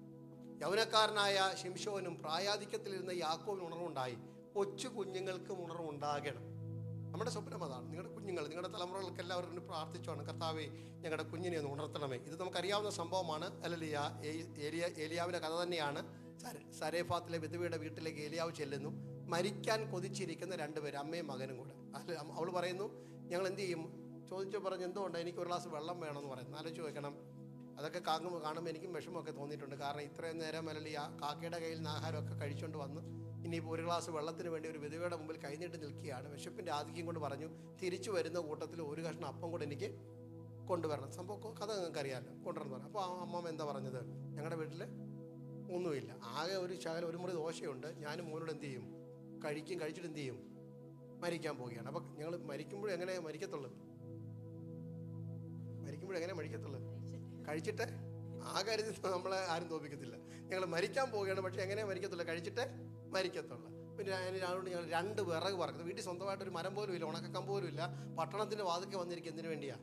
2 വിറക് പറക്കാം. പിന്നെ കലത്തിനകത്തോട്ട് നോക്കിയാൽ, എൻ്റെ ഭാഷയെ പ്രസംഗക്കാരുടെ ഭാഷയെ പറഞ്ഞു കഴിഞ്ഞാൽ, മൈക്രോസ്കോപ്പ് വെച്ച് നോക്കിയാൽ അല്പം മാവുണ്ട്. പിന്നെ തുരുത്തിക്കാട്ട് നോക്കിയാൽ എന്തുണ്ട്? തുരുത്തിയിലോട്ട് നോക്കിയാൽ അല്പം എണ്ണയുണ്ട്. എന്നിട്ട് ഞങ്ങൾ മരിക്കാൻ പോകുക. അപ്പോൾ ഏലിയാവ് പറഞ്ഞു, മരിക്കത്തൊന്നുമില്ല, നീ പറഞ്ഞതുപോലെ ആദ്യം ചെന്ന് ഒരു അട ഉണ്ടാക്കിക്കൊണ്ട് വരിക. ആലോചിച്ച് നോക്കണം ആ സംഭവം. നമ്മൾ ഈ ബൈബിളിലെ കഥകളൊക്കെ നിങ്ങളുടെ കിച്ചണുമായിട്ട് കണക്ട് ചെയ്ത് വേണം ചിന്തിക്കാൻ. അപ്പോൾ വളരെ ആക്റ്റീവായിട്ട് നിങ്ങൾ പിന്നെ മറക്കത്തില്ല. ആ കൊച്ച് ദോശയ്ക്ക് വേണ്ടി ഇരിക്കുക. അപ്പോൾ അമ്മ എന്ത് ചെയ്യുന്നില്ല? കൊടുക്കുന്നില്ല. എന്ത് കൊടുക്കുന്നില്ല? അട ചുട്ടി മോൻ ചോദിച്ചു കാണും, മമ്മി എനിക്ക് ഇവിടെ, കാരണം തിന്നാൻ പറയാവുള്ളൂ, ഞാനും മകനും കഴിക്കുമെന്ന് പറയുമ്പം ഈ ആഹാരം കഴിക്കുന്ന മോനാണ്, അല്ല കൊച്ചു കുഞ്ഞല്ല. അപ്പം അവന് കൊടുത്തില്ല. ഇതും കൊണ്ട് ഓടിയാണ് പോകുന്നത്. അപ്പോൾ ഏലിയാവ് പറഞ്ഞല്ലിയ ഒരു ശൂന്യത ഉണ്ടാകത്തില്ല. എന്താ പറഞ്ഞത്? അല്ലേ, ഒരു വർധനമൊക്കെ ഉണ്ടാകുമെന്ന് പറഞ്ഞു. എന്ത് വർധന ഉണ്ടായെന്ന് പിന്നീട് കാണുന്നുണ്ട്. സ്തോത്രം. കലത്തിലെ മാവ് കുറഞ്ഞില്ല, തുരുത്തിയിൽ എണ്ണയും തീർന്നു പോയില്ല. അപ്പം ഈ ഭാഷ നിങ്ങൾക്ക് മനസ്സിലാകും. പണ്ട് മാവ് കാണണമെങ്കിൽ എന്ത് ചെയ്യണമായിരുന്നു? പറഞ്ഞാട്ടെ, കലത്തിനകത്ത് തലയിട്ട്, അങ്ങനെയല്ലേ ഭാഷ? കലത്തിനകത്ത് എന്താ ഉള്ളത്? ഒരാൾക്കുള്ള ദോശ അത് എങ്ങനെ എടുക്കുന്നത്? സ്ക്രേപ്പ് ചെയ്ത് എടുക്കണമായിരുന്നു. എണ്ണ കാണണമെങ്കിൽ എവിടെ നോക്കണമായിരുന്നു? ഇപ്പം കലം കാണണമെങ്കിൽ മാവിനകത്ത് നോക്കണം. അതാ വർധനമെന്ന് പറയുന്നത്. എണ്ണ ഇങ്ങനെ കവിഞ്ഞൊഴുകിക്കൊണ്ടിരിക്കുക, അതാ വർധനമെന്ന് പറയുന്നത്. എടുത്തിട്ടും എന്ത് ചെയ്യുന്നില്ല? തീരുന്നില്ല. 2 പാട്ട് പാടിയാൽ തീരുന്നതല്ല നമ്മുടെ ഉണർവെന്ന് പറയുന്നത്. പിന്നെയും പാടണം. ഐ അപ്രീഷിയേറ്റ് അല്ലല്ലേ പ്രിയ പൈതലിനെ അപ്രീഷിയേറ്റ് ചെയ്തു. 1.25 മണിക്കൂർ കുഞ്ഞു ഇവിടെ നിങ്ങളവിടെ പാട്ട് പാടി. സാധാരണ ഞങ്ങളൊക്കെ 20 ആകുമ്പോഴത്തേന് എന്ത് ചെയ്യും? ഞാൻ അപ്പം 1.25 മണിക്കൂർ നമ്മുടെ മേൽ ദൈവത്തിൻ്റെ അഭിഷേകം ഉണ്ടോ അല്ലല്ലേ? പാട്ട് പാടിയാലും ആൾക്കാരൊക്കെ എന്നോട് ചോദിക്കാറുണ്ട്, പാസ്റ്റർ എത്ര സമയം രാവിലെ പ്രാർത്ഥിക്കണം, വൈകുന്നേരം എത്ര സമയം? അങ്ങനെ സമയക്ലിപ്തത ഒന്നുമില്ല. ഞാൻ അവർക്ക് കൊടുക്കുന്ന മറുപടി, എത്ര പാട്ട് പാടാമോ ക്ഷീണിക്കുന്നിടത്തോളം എന്ത് ചെയ്യണം? പാടണം. എന്നിട്ട് അവസാനം ക്ഷീണിച്ചെന്ന് തോന്നുമ്പോൾ ഒരു പാട്ടുകൂടെ പാടി നിർത്തിയേക്കണം. അങ്ങനെ നമ്മൾ ദൈവകാര്യത്തിന് നമ്മൾ ഒരിക്കലും ക്ഷീണം തോന്നാൻ പാടില്ല. അതിൻ്റെ അർത്ഥം എന്ന് പറഞ്ഞാൽ 24 മണിക്കൂറും പാടിക്കൊണ്ടിരിക്കണം, പ്രാർത്ഥിച്ചുകൊണ്ടിരിക്കണം എന്നല്ല. ദൈവവുമായിട്ടുള്ള ഉള്ളിൻ്റെ ബന്ധമാണ് ഈ ആത്മീയം എന്ന് പറയുന്നത്. അകം ബന്ധപ്പെട്ടുകൊണ്ട് ഇരിക്കണം. സ്തോത്രം. ഇടപെടാതെ പ്രാർത്ഥിക്കുക. ക്രിസ്തീയ ജീവിതത്തിൻ്റെ 3 അടിസ്ഥാന തത്വങ്ങളാണ്. ഞാൻ ഈ പ്രസംഗം ഇങ്ങനെ പരത്തി പറഞ്ഞ് നിങ്ങൾക്ക് മനസ്സിലാകാൻ വേണ്ടിയാണ്. ക്രിസ്തീയ ജീവിതത്തിൻ്റെ 3 ബേസിക് പ്രിൻസിപ്പിളുണ്ട്. 1 തെസ്സലോനിക്കർ 5-ാം അധ്യായത്തിൻ്റെ 16, 17, 18 വായിക്കണ്ട, നമുക്കറിയാവുന്ന വാക്യാണ്. എപ്പോഴും സന്തോഷിക്കുക. 2-ാമത്തെ വാക്യം, ഇടവിടാതെ എല്ലാറ്റിനും. ഈ 3 കാര്യങ്ങൾ ഓർത്തിരുന്നാൽ മതി. Rejoice always, pray without ceasing, in everything give thanks. Not for everything but in everything. അത് ഒത്തിരി വിശദീകരിക്കേണ്ടതാണ്. അവിടെ പറയുന്നതല്ല എപ്പോഴും സന്തോഷിക്കണം. അതിൻ്റെ അർത്ഥം ചിരിച്ചുകൊണ്ട് ഇങ്ങനെ ഇരിക്കണം എന്നല്ല അർത്ഥം. ഉള്ളം കൊണ്ട് എന്ത് ചെയ്യണം? അത് നമ്മൾ പഠിക്കും. ആനന്ദിക്കണം. അതെങ്ങനെയാണെന്ന് നമ്മൾ പഠിക്കും. 2-ാമത്തത് ഇടവിടാതെ എന്ത് ചെയ്യണം? അതെങ്ങനെ? ഇടയ്ക്കിടയ്ക്ക് പ്രാർത്ഥിക്കാനാണ് ഭാഷ ഞങ്ങൾ ഓക്കെ, പക്ഷേ ഇടവിടാതെ എങ്ങനെ പ്രാർത്ഥിക്കാൻ പറ്റും? ഇടവിടാതെ പ്രാർത്ഥിക്കുന്നതിൻ്റെ ഞാൻ അത് ഉദാഹരണത്തിൽ കൂടെ പലതും പറയാനുള്ള തെളിയിച്ചു തരാം, എന്നാലും നിങ്ങൾക്ക് മനസ്സിലാകത്തുള്ളൂ. ഇവിടെ എനിക്കറിയത്തില്ല, നിങ്ങൾക്ക് കുഞ്ഞുങ്ങളൊക്കെ സ്കൂളിൽ പോകുന്ന കുഞ്ഞുങ്ങളുണ്ടെങ്കിൽ ഈ സ്കൂളിൽ പോകുമ്പോൾ നിങ്ങൾ അവർ ടിഫിൻ അല്ലെങ്കിൽ ഫുഡ് കൊടുത്തു വിടാറുണ്ടോ? അതോ അവർ സ്കൂളിൽ നിന്ന് എനിക്കറിയത്തില്ല. ഓക്കെ, കൊടുത്തു വിടുമ്പോൾ നിങ്ങൾ സാധാരണ അമ്മമാർ നമ്മുടെ നാട്ടിലൊക്കെ നമ്മളോടൊക്കെ പറഞ്ഞിട്ടുള്ളൊരു കാര്യമുണ്ട്. എന്താ പറയുന്നത്? ഫുഡ് കൊടുത്തു തരുമ്പോൾ ഒരാളെങ്കിലും സത്യം പറയുന്നത് എനിക്കറിയണം. കേട്ടില്ല? മോനെ ഫുള്ള് കഴിക്കണമെന്ന്. അല്ല, അപ്പം പിന്നെ വിശന്നാണ് സാറിന് എന്ത് ചെയ്യും? നമ്മളൊക്കെ നമ്മൾ തന്നെ വിശന്ന് എന്ത് ചെയ്യും? കഴിക്കും. പിന്നെ എന്തിനാ ഈ കുഞ്ഞിനോട് പറയുന്നത് ഫുള്ള് കഴിക്കണമെന്ന്? കാരണം അവർ കഴിക്കത്തില്ല. നമുക്ക് അവരുടെ സ്വഭാവം വെച്ച് നമുക്കറിയാം അവരെന്ത് ചെയ്യത്തില്ലെന്ന്, കഴിക്കത്തില്ലെന്നറിയാം. പിന്നെ വെള്ളം കൊടുത്തു വിടും. വെള്ളം എടുത്ത് കൊടുക്കുമ്പോൾ എന്താ പറയും? നമ്മുടെ കാലത്ത് അങ്ങനൊന്നും ഇല്ല, അത് പറയൊന്നും വേണ്ടായിരുന്നു, നമ്മളെന്ത് ചെയ്യും? വീടും കൂടെ കഴിക്കുന്നവരായിരുന്നു അല്ലേ? ഇപ്പോഴത്തെ പിള്ളേരുടെ കാര്യമല്ല, അന്നത്തെ സാഹചര്യം അങ്ങനെ ആയിരുന്നല്ലോ അല്ലേ? വെള്ളം കൊടുത്തിട്ട് പറയും മോനെ ഒട്ടും കളയാതെ കുടിക്കണം എന്ന് പറയും. പിന്നെ പറയും ആരോടും അടി കൂടലെന്നൊക്കെ പറഞ്ഞു. നമ്മുടെ സ്വഭാവം നമുക്കറിയാവുന്നതുകൊണ്ട് നമ്മൾ പിള്ളേരോട് പറയും ആരോടും അടി കൂടണം. നമ്മൾ അങ്ങനെയാണ് വളർന്നു വന്നത്. നമ്മുടെ മാതാപിതാക്കൾക്കുള്ള ഏറ്റവും വലിയ പ്രശ്നം പിള്ളേർക്ക് എന്തില്ല, മാർക്ക്. എന്നോട് ആര് കംപ്ലൈൻറ്റ് പറഞ്ഞാലും ഞാൻ കുറേ വർഷങ്ങളായിട്ട് പാസ്റ്ററാണ്. മോൻ എന്ത് ചെയ്യുന്നില്ല, പഠിക്കുന്നില്ല, അവനോട്ട് മാർക്ക് കുറവാണ്. അപ്പം ഞാൻ പറയും വീട്ടിൽ ചെന്നിട്ട് SLC ബുക്ക് എടുത്തൊന്ന് നോക്കണം, അതോടെ ഈ പ്രശ്നമല്ല തീരും. അവിടെ നിന്ന് തുടങ്ങിയ നമ്മളെ ഇവിടെ വരെ ദൈവം കൊണ്ടുവന്നെങ്കിൽ മേലാലും ദൈവം നടത്താൻ വിശ്വസ്തൻ. അതുകൊണ്ട് ഈ തലമുറയുടെ കാര്യത്തിലൊന്നും ഒത്തിരി ഭാരപ്പെടല. കാരണം ഇത്ര വരെ ദൈവം നിങ്ങളെ നടത്തിയെങ്കിൽ നമ്മുടെ കഴിവ് കൊണ്ടോ മിടുക്ക് കൊണ്ടോ അറിവ് കൊണ്ടോ ജ്ഞാനം കൊണ്ടോ ഭാഷാ സ്വാധീനം കൊണ്ടൊന്നുമല്ല, ദൈവത്തിൻ്റെ കൃപ നമ്മുടെ മേലുണ്ടായിരുന്നു. അത്യുന്നതൻ്റെ വലങ്കരം പിടിച്ചതുകൊണ്ട് മാത്രമല്ല. ഹല്ലേലൂയ. അന്യരാജ്യത്തും അന്യദേശത്തും ഇന്ന് പ്രതിസന്ധികളൊക്കെ നിങ്ങൾക്ക് കണ്ടേക്കാം. പക്ഷെ അതിൻ്റെ നടുവിലും ഹല്ലേലൂയ നിങ്ങളെ ജയോത്സവമായി ദൈവം നടത്തുന്നുണ്ടെങ്കിൽ ഹല്ലേലൂയ. ഇന്ന് നാം പാടിയതുപോലെ യേശു മാറാത്തവൻ, യേശു വാക്കു മാറാത്തവൻ. Not for one day, not for 1 month, yesterday today and forever he remain the same. ഇന്നലെയും ഇന്നും എന്നേക്കും യേശു മാറാത്തവൻ. ഇന്നലെ നടത്തിയ ദൈവം ഇന്നും എൻ്റെ കൂടെയുണ്ട്, നാളെയും എൻ്റെ കൂടെയുണ്ട് എന്ന ഉറപ്പകത്തുണ്ടായിരിക്കണം. ഹല്ലേലൂയ. അപ്പൊ ആ കുഞ്ഞിനോട് ഈ ഭക്ഷണത്തെക്കാട്ടിലും വസ്ത്രത്തെക്കാട്ടിലും വെള്ളത്തെക്കാട്ടിലും ഒക്കെ അത്യാവശ്യമുള്ളൊരു സാധനമുണ്ട്. എന്താണെന്നറിയാം? നിങ്ങളുടെ ശ്രദ്ധ പോയാലേ ഇതിനറിയാം. ഈ ഭക്ഷണത്തെക്കാട്ടിലും വെള്ളത്തെക്കാട്ടിലും അല്ലെങ്കിൽ ഉടുപ്പിനെക്കാട്ടിലും ഒക്കെ പിള്ളേർക്ക് അത്യാവശ്യമുള്ള സാധനമുണ്ട്. പിള്ളേർക്കെല്ലാം നമുക്ക് വേണം. എന്താ? ആരെങ്കിലും പറയുമെന്നറിയട്ടെ. ശ്വാസം വേണ്ടേ? പക്ഷെ ഇന്ന് വരെ ഏതെങ്കിലും അപ്പനും അമ്മയും കുഞ്ഞുങ്ങളോട് പറഞ്ഞു വിട്ടുണ്ടോ മോനെ ഇടയ്ക്കിടയ്ക്ക് ശ്വാസം വലിക്കാൻ മറക്കല്ലെന്ന്? എന്താ പറയാഞ്ഞത്? വെള്ളം കുടിച്ചില്ലേലും ഒക്കെ നമുക്ക് പിടിച്ച് നിൽക്കാമല്ലോ. ആഹാരം കഴിച്ചില്ലേലും 2 ദിവസമൊക്കെ നിൽക്കാം. പക്ഷേ ശ്വാസം വിട്ടില്ലെങ്കിലോ? പക്ഷെ നിങ്ങൾ ഇതുവരെ പറഞ്ഞിട്ടുണ്ടോ മോനെ ക്ലാസ്സിൽ കയറുമ്പോഴും ഇരിക്കുമ്പോഴും ഒന്നും ശ്വാസം വിടാൻ മറക്കരുത്? ടീച്ചർ അങ്ങനെ പഠിപ്പിക്കുകയൊക്കെ ചെയ്യും. പല സബ്ജക്റ്റ് മാറുമ്പോൾ അവർക്കറിയാത്തതുകൊണ്ട് അവർ നമ്മുടെ ചോദ്യങ്ങളൊക്കെ ചോദിക്കുന്നുണ്ട്. നീ അതുകൊണ്ട് വിഷമിക്കൊന്നും വേണ്ട. പക്ഷേ ഇടയ്ക്കിടയ്ക്ക് എന്താ വേണം? തല്ലുകൂടാൻ പോകുന്നതൊക്കെ കൊള്ളാം. എന്തോ വേണം? ശ്വാസം. എന്താ നമ്മൾ പറയാത്തതിൻ്റെ കാരണം? എന്താ കാരണം? ശ്വാസം വലിച്ചുള്ള ബുദ്ധിമുട്ട് അവനറിയാം. ആരും പറഞ്ഞില്ലേലും തന്നെ ശ്വാസം വലിച്ചോളും. മൂക്കൊന്ന് പൊത്തിപ്പിടിച്ച് നോക്കിയേ, നമുക്ക് പറ്റത്തില്ല. അപ്പം അതിൻ്റെ അർത്ഥം ഇതാ ഞാൻ പറഞ്ഞത്. ഹല്ലേലൂയ. പ്രാർത്ഥിച്ചില്ലെങ്കിലുള്ള ബുദ്ധിമുട്ട് നമ്മൾ അറിയണം. ഇടപെടാതെ പ്രാർത്ഥിക്കുക എന്ന് പറഞ്ഞാൽ ഹല്ലേലൂയ ശ്വാസോച്ഛ്വാസം ചെയ്യുന്നത് പോലെ it should become the part of our life. ജീവിതത്തിൻ്റെ ഭാഗമായി മാറണം. അതിൻ്റെ അർത്ഥം ഒരിടത്തിരുന്ന് ശ്വസിക്കാൻ വേണ്ടി 1/2 മണിക്കൂർ ആരും ഇവിടെ തിരിക്കാറില്ലല്ലോ. നടക്കുമ്പോഴും ചരിക്കുമ്പോഴും കിടക്കുമ്പോഴും പോകുമ്പോഴും വരുമ്പോഴും എല്ലാം ഉള്ളിൽ നിന്ന് നാം അറിയാതെ ഒരു പ്രതിഭാസമായി ശ്വാസോച്ഛ്വാസം നടക്കുന്നുവെങ്കിൽ ഇത് തന്നെ ദൈവമക്കളെ പ്രാർത്ഥന ഉണർവെന്ന് പറയുന്നത്. നാം അറിയാതെ അകത്ത മനുഷ്യൻ ദൈവവുമായി ബന്ധപ്പെട്ടിരിക്കുന്നു. Hallelujah. That is what is called worship. ആരാധന എന്ന് പറയുന്നത്, ഞാൻ എൻ്റെ പ്രസംഗത്തിൻ്റെ ഒരു ഭാഗം കയറിയിട്ട് പോലും ഇല്ല. ആരാധന എന്ന് പറയുന്നത് അത് തന്നെയാണ്. 34-ാം സങ്കീർത്തനത്തിലെ 3 വാക്യങ്ങളാണ് ആരാധന. 1-ാം വാക്യം നമ്മൾ പറഞ്ഞു ഹല്ലേലൂയ, ഞാൻ യഹോവയെ എല്ലാ കാലത്തും അവൻ്റെ സ്തുതി എപ്പോഴും. അത് ആദരം കൊണ്ടുള്ള ആരാധനയാണ്. നമ്മൾ ഒരുമിച്ച് കൂടി വരുമ്പോൾ അല്ലെങ്കിൽ ഒറ്റയ്ക്ക് ഇരിക്കുമ്പോഴൊക്കെ ആദരമുയർത്തി ശബ്ദമുയർത്തി നാം പാടും hallelujah. His praise shall continually upon my mouth. അവൻ്റെ സ്തുതി എപ്പോഴും എൻ്റെ നാവിന്മേൽ ഇരിക്കും. അത് ആദരം കൊണ്ടുള്ള പ്രാർത്ഥനയാണ്. 2-ാമത്തെ വാക്യത്തിൽ പറയുന്നു എൻ്റെ ഉള്ളം യഹോവയിൽ പ്രശംസിക്കുന്നു. അത് ഉള്ളം കൊണ്ടുള്ള ആരാധനയാണ്. അതാരും കാണുന്നില്ല, കേൾക്കുന്നില്ല. അകം കൊണ്ട് ദൈവത്തെ ആരാധിക്കണം. ആദരം കൊണ്ട് മാത്രമല്ല, അകം കൊണ്ടും ദൈവത്തെ ആരാധിക്കണം. എൻ്റെ ഉള്ളം ദൈവസന്നിധിയിൽ. ഹല്ലേലൂയ. നാം അറിയാതെ ജോലി ചെയ്യുമ്പോഴും എല്ലാം ഈ അകം കൊണ്ട് ദൈവത്തെ ആരാധിക്കാൻ പറ്റും. 3-ാമതാണ് എന്നോട് ചേർന്ന് യഹോവയെ മഹിമപ്പെടുത്തുക. നാം ഒന്നിച്ച് അവൻ്റെ നാമത്തെ, that's what is corporate worship, ഒരുമിച്ചുള്ള ആരാധന. അപ്പം ആദരം കൊണ്ടും അകം കൊണ്ടും ഒരുമിച്ചും നമുക്ക് ദൈവത്തെ ആരാധിക്കാൻ പറ്റും. ഇടവിടാതെ പ്രാർത്ഥിക്കുക. എല്ലാറ്റിനും സ്തോത്രം ചെയ്യണം. എല്ലാറ്റിനും ഏത് പ്രതിസന്ധി ഉണ്ടെങ്കിലും എന്ത് ചെയ്യണം? അതിനകത്ത് ദൈവത്തിൻ്റെ മഹത്വം കണ്ടെത്തണം. ദൈവത്തിൻ്റെ മഹത്വം കണ്ടെത്തണം. ദൈവം അങ്ങനെയാണ്, കർത്താവ് അങ്ങനെ ചെയ്തത്. അല്ലല്ലേ, കണ്ണ് കാണാതിരിക്കുന്ന 40 വയസ്സുള്ളൊരു മനുഷ്യനെ നോക്കി ഈ ശിഷ്യന്മാരൊക്കെ പറയുന്നു, കുരു ഇവൻ കുരുടനായി പിറക്കത്തക്കണം ആര് പാപം ചെയ്തു. യേശു പറഞ്ഞു ഇവനും എൻ്റെ അമ്മയപ്പന്മാരൊന്നുമല്ല, ദൈവപ്രവൃത്തി വെളിപ്പെടാൻ വേണ്ടിയാണ്. ദാറ്റ് മീൻസ് എൻ്റെ കാഴ്ച നഷ്ടപ്പെട്ടതും എൻ്റെ ശരീരത്തിൻ്റെ വേദനയൊക്കെ ദൈവനാമ മഹത്വത്തിന് കാരണമാണെങ്കിൽ അതിന് ഞാൻ ദൈവത്തിന് സ്തോത്രം ചെയ്യും.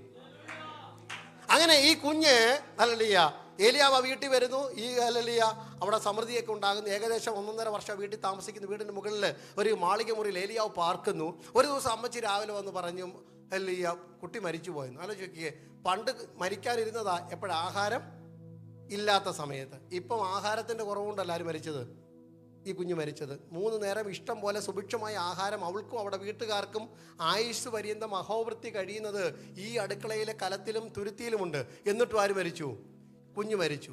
ഏലിയാവ് കോണിപ്പടി, നിങ്ങളൊന്ന് വിശ്വസിച്ചാട്ടെ, കോണിപ്പടിയും കൊണ്ട് താഴോട്ട് ഇറങ്ങി വരുന്നു. ആ കുഞ്ഞിനെ കയ്യിലോട്ട് വാങ്ങുന്നു, തിരിച്ച് കോണിപ്പടി കയറി പോകുന്നു. എന്നാലും ചോദിക്കുക, മരിച്ച കുഞ്ഞിനെ എടുത്തുകൊണ്ട് മേലോട്ട് പോകുന്നു, തൻ്റെ മുറിയിൽ കൊണ്ട് കിടത്തി. ഞാൻ റിവൈവലിനെ കുറിച്ചാണ് പറഞ്ഞു വരുന്നത് കേട്ടോ. മുറിയിൽ കൊണ്ട് കിടത്തിയിട്ട് അവിടെ വായിക്കുന്ന ഒരു പദമുണ്ട്, സ്തോത്രം, ഏലിയാവ് ബാലൻ്റെ മേൽ കയറി കിടന്നു. ഇത് വിശ്വാസത്തിൻ്റെ പ്രവൃത്തിയാണ്. തൻ്റെ വായ് ബാലൻ്റെ വായുടെ മേലും തൻ്റെ കൈ ബാലൻ്റെ കൈയുടെ മേലും വെച്ചു. അപ്പോൾ അവന് ചൈതന്യം വന്നു, കുട്ടിക്ക് ജീവൻ വന്നു. സ്തോത്രം. വിശ്വാസത്തിൻ്റെ കണ്ണുകൊണ്ട് നിങ്ങൾ നോക്കുന്നിടത്ത് ഉണർവ് വ്യാപരിക്കും. ഹല്ലേലൂയ. നിങ്ങൾ വിശ്വാസത്തോടെ അടുത്തിരിക്കുന്ന വ്യക്തിക്ക് ഒരു കരം കൊടുത്താൽ, അല്ലെങ്കിൽ നിങ്ങളിലുള്ള ചൈതന്യം, ഉണർവ് ആ വ്യക്തിയിലേക്ക് വ്യാപരിക്കും. അതുകൊണ്ട് കുഞ്ഞുങ്ങളെയൊക്കെ തലയ്ക്ക് വെച്ച് മാതാപിതാക്കളെ, പാസ്റ്റർമാർ വരുമ്പോൾ പ്രാർത്ഥിപ്പിക്കുന്നത് നല്ലതാണ്. മാതാപിതാക്കൾ രാവിലെ അങ്ങ് കുഞ്ഞുങ്ങളുടെ തലയെ കൈവച്ച് അങ്ങ് അനുഗ്രഹിക്കണം. യേശുവിൻ്റെ നാമം ചൊല്ലി ഞാൻ ഈ പൈതലിനെ അനുഗ്രഹിക്കുന്നു എന്ന് പറയുമ്പോൾ നിങ്ങളിൽ വ്യാപരിക്കുന്ന അഭിഷേകം ആ കുഞ്ഞിൻ്റെ മേൽ വ്യാപരിക്കുകയാണ്. അല്ലല്ലേ, പട്ടണ ഭൂതങ്ങൾ വിറച്ചു പോകുന്ന, അന്യായത്തങ്ങൾ ശാസിക്കപ്പെടുന്ന, അവർക്ക് നേരെ എഴുതി വെച്ചിരിക്കുന്ന രേഖകൾ തുരത്തപ്പെടുന്ന ദൈവത്തിൻ്റെ കൃപയുടെ വലയത്തിനകത്തേക്ക് തലമുറകളെ നിങ്ങൾ വ്യാപരിക്കണം. ആലയത്തിന് ചുറ്റും നടന്ന് പ്രാർത്ഥിക്കണം. ദൗത്യത്തിൽ റെൻ്റൽ പ്രോപ്പർട്ടി ആണെങ്കിലും ദൈവദാസന്മാർ അവസരം കിട്ടുമ്പോഴൊക്കെ ഇതിന് ചുറ്റും നടന്ന് പ്രാർത്ഥിക്കണം. കാരണം അസൂയയുടെ കണ്ണുകൾ, ആഭിചാരത്തിൻ്റെ കണ്ണുകൾ ജനത്തെ ആലയത്തിലേക്ക് വിടാതെ കാലുകളെ തടയുന്ന, പ്രതിസന്ധികളെയൊക്കെ മാറ്റിമറിക്കുന്ന അഭിഷേകത്തിൻ്റെ വിത്ത് ഇതിന് ചുറ്റും വ്യാപരിക്കണം. ഹല്ലേലൂയ. നിങ്ങൾ ഇരിക്കുന്ന സ്ഥലത്തെ വേണ്ടി പ്രാർത്ഥിക്കണം, പാർക്കുന്ന ഭവനത്തിന് വേണ്ടി പ്രാർത്ഥിക്കണം. യേശുവിൻ്റെ നാമത്തിൽ ഞാൻ എൻ്റെ ഭവനത്തെ അനുഗ്രഹിക്കുന്നു എന്ന് പറയണം. ദൈവകൃപ ഉണർവോടെ ആ കുഞ്ഞവിടെ ചൈതന്യം പ്രാപിച്ചു. എവിടെ മരണം നടന്നോ അവിടെ ജീവൻ വ്യാപരിച്ചു. 5 ആണോ 6 ആണോ എന്നറിയത്തില്ല. 130 വയസ്സുള്ള അപ്പച്ചനാണെങ്കിലും 30 വയസ്സുള്ള യൗവനക്കാരനാണെങ്കിലും 5 വയസ്സുള്ള കൊച്ചു കുഞ്ഞിനാണെങ്കിലും ജീവൻ വ്യാപരിക്കുന്നത് ദൈവത്തിൻ്റെ പ്രവൃത്തി കൊണ്ടാണ്. ഇന്ന് രാത്രികാലം ഈ സഭയിൽ അല്ലെ, പ്രായമുള്ളവർ തൊട്ട് കൊച്ചു കുഞ്ഞുങ്ങൾ വരെ ഒരുപോലെ ഉണർത്തപ്പെടട്ടെ എന്ന് ഞാൻ ആത്മാവിൽ ആശിക്കുന്നു. പെന്തിക്കോസ്ത് നാളിൽ പെയ്തിറങ്ങിയ ആത്മാവിൻ്റെ മാരി ഈ ദിവസങ്ങളിലെ പ്രാർത്ഥനയിൽ ചിലർ അഭിഷേകം പ്രാപിക്കണം, ചിലർ കർത്താവിൻ്റെ വേലയ്ക്ക് വേണ്ടി സമർപ്പിക്കപ്പെടണം. അല്ലെങ്കിൽ ചിലർ ശുശ്രൂഷയുടെ പുതിയ പാൻഡിൽ ഏറ്റെടുക്കണം, അന്യായത്തങ്ങൾ ശാസിക്കപ്പെടണം. ദൈവകരങ്ങളിൽ പ്രയോജനപ്പെടുന്ന ചിലരെ ഇന്ന് രാത്രി ദൈവത്തിന് വേണം. ചിലരുടെ നാവ് സമർത്ഥനായ ലേഖകന്റെ എഴുത്തുകോല് പോലെ പുതിയ ഭാഷകൾ സംസാരിക്കുന്ന, പുതിയ ദൂതുകൾ പറയുന്ന, ഇന്ന് വരെ കേൾക്കാത്ത ആത്മാവിന്റെ ഭാഷകൾ അതിരത്തിൽ നിന്ന് പുറത്തു വരുന്ന കാലഘട്ടമായി മാറണം. ഹല്ലേലൂയ. സ്തോത്രം. ഹല്ലേലൂയ. അങ്ങനെയാണെങ്കിൽ നമുക്കിന്ന് രാത്രി ആദ്യത്തെ ഒരു ഭാഗം മാത്രം പഠിച്ച് നമ്മുടെ വാക്കുകൾ അവസാനിപ്പിക്കാം. സന്തോഷമാണ് ഉണർവെങ്കിൽ എന്താണ് നമ്മുടെ സന്തോഷം എന്നറിയാം. എങ്ങനെയൊക്കെയാണ് നമുക്ക് സന്തോഷം വരുന്നത്? ഒരു കുറച്ച് രസകരമായ കുറച്ച് കാര്യങ്ങൾ പറഞ്ഞാൽ ആ സന്തോഷം അരമണിക്കൂർ കഴിയുമ്പോൾ നിർത്തും. അല്ലേ, രസകരമായ ഒരു കാഴ്ചകൾ, എന്തെങ്കിലും കോമഡിയോ ഷോയോ എന്തെങ്കിലും കണ്ടാൽ that will not last for much. അല്ലെങ്കിൽ അത് കുറച്ച് കഴിയുമ്പം അതും തീർന്നു പോകും. എന്നാൽ നിലനിൽക്കുന്ന സന്തോഷമാണ് ഉണർവെങ്കിൽ ഒരു കാര്യം മാത്രം ഇന്ന് രാത്രി നമുക്ക് പഠിക്കാം. ബാക്കി വരും ദിവസങ്ങളിൽ ചിട്ടയായി നമുക്ക് വായിക്കാം. അല്ലേ, ഒന്ന്, അനുതാപത്തിലൂടെയാണ് നമുക്ക് സന്തോഷം വരുന്നത്. Every time you confess your sin before the Lord, that will bring an eternal everlasting joy. അതിനെ ജോയ് ഓഫ് സാൽവേഷൻ എന്ന് പറയും, രക്ഷയുടെ സന്തോഷം. നാം അനുദപിക്കണം. ഹല്ലേലൂയ. വിശുദ്ധരാരും ഇല്ല ദൈവമക്കളെ. അതുകൊണ്ട് നമ്മൾ അനുതാപത്തിലൂടെ ആ സന്തോഷം വരും. ഒന്ന് വായിച്ചാട്ടെ 51-ാം സങ്കീർത്തനം. വളരെ സുപരിചിതമാണല്ലോ. അതിൻ്റെ 10 മുതൽ 12 വരെയുള്ള വാക്യങ്ങൾ. Psalms 51, 10-12. ദൈവമേ, നിർമ്മലമായൊരു ഹൃദയം എന്നിൽ സൃഷ്ടിച്ച് സ്ഥിരമായൊരു ആത്മാവിനെ എന്നിൽ പുതുക്കേണമേ. നിന്റെ സന്നിധിയിൽ നിന്ന് എന്നെ തള്ളിക്കളയരുതേ. നിന്റെ പരിശുദ്ധാത്മാവിനെ എന്നിൽ നിന്ന് എടുക്കുകയും അരുതേ. നിന്റെ രക്ഷയുടെ സന്തോഷം എനിക്ക് restore unto me the joy of salvation. രക്ഷയുടെ സന്തോഷം എനിക്ക് തിരികെ തരണമേ. നമ്മളെല്ലാം രക്ഷിക്കപ്പെട്ടവരിക്കുന്ന എല്ലാവരും രക്ഷിക്കപ്പെട്ടവരാണെന്ന് എനിക്കറിയാം. രക്ഷിക്കപ്പെട്ട ദിവസം ഒരു സന്തോഷം ഉണ്ടായിരുന്നു. അത് അനുഭവിച്ചിട്ടുണ്ടോ? കർത്താവിനെ കണ്ടുമുട്ടിയ ദിവസം ആ സന്തോഷം ഇന്നുണ്ടോ എന്നുള്ളതാണ് നമ്മുടെ ക്വസ്റ്റ്യൻ. അതാണ് restore unto me എന്ന് പറയുന്നതിൻ്റെ കാരണം. ഞാൻ 9-ാമത്തെ വയസ്സിലാണ് ഞാൻ രക്ഷിക്കപ്പെട്ടത്. എന്തോ ഒരു സന്തോഷമായിരുന്നു. അന്ന് എന്തോ ഒരു സന്തോഷമായിരുന്നു. അന്ന് ചെറുപ്പമാണെന്ന് പറഞ്ഞാലും രക്ഷിക്കപ്പെട്ടു എന്ന് പറഞ്ഞാൽ വലിയൊരു പാസ്റ്റർ മോനായിട്ട് ജനിച്ചു വളർന്നെങ്കിലും ഞാൻ രക്ഷിക്കപ്പെട്ടെന്ന് പറയുമ്പോൾ ലോകം മുഴുവൻ കീഴടക്കിയ ഒരു സന്തോഷമായിരുന്നു. നിങ്ങൾക്ക് ഉണ്ടല്ലോ ആ സന്തോഷം, രക്ഷയുടെ സന്തോഷം. ഞാൻ കർത്താവ് യേശുവിനെ കണ്ടുമുട്ടി കർത്താവിന് വേണ്ടി ജീവിക്കാൻ തീരുമാനിച്ചു. കൈ പൊക്കിയോ മുന്നോട്ട് വന്നോ സമർപ്പിച്ചോ ഒക്കെ നിങ്ങൾ തീരുമാനിച്ചു. പക്ഷെ ഇപ്പോൾ ദാവീദ് പറയാ, എനിക്ക് ആ സന്തോഷമില്ല. സങ്കീർത്തനമൊക്കെ എഴുതുന്നുണ്ട്, പക്ഷെ എനിക്കെന്തോ ഇല്ല, രക്ഷയുടെ സന്തോഷമില്ല. അപ്പോൾ ഒരു കാര്യം മനസ്സിലായി, രക്ഷയുടെ സന്തോഷമില്ലാതെ എനിക്ക് എന്ത് ചെയ്യാൻ പറ്റും? പ്രസംഗിക്കാൻ പറ്റും. രക്ഷയുടെ സന്തോഷമില്ലാതെ പാട്ട് പാടാൻ പറ്റും. അത് ആർട്ടിഫിഷ്യലായി പോകും. പക്ഷേ യഥാർത്ഥമായ ഒരു സന്തോഷം അനുതാപത്തിലൂടെ, മാനസാന്തരത്തിലൂടെ. നമുക്കറിയാം, പാപം ചെയ്തതിൽ 1 വർഷത്തോളം പാപം മറച്ചു വെച്ച് ജീവിച്ച മനുഷ്യനാണ് ദാവീദ്.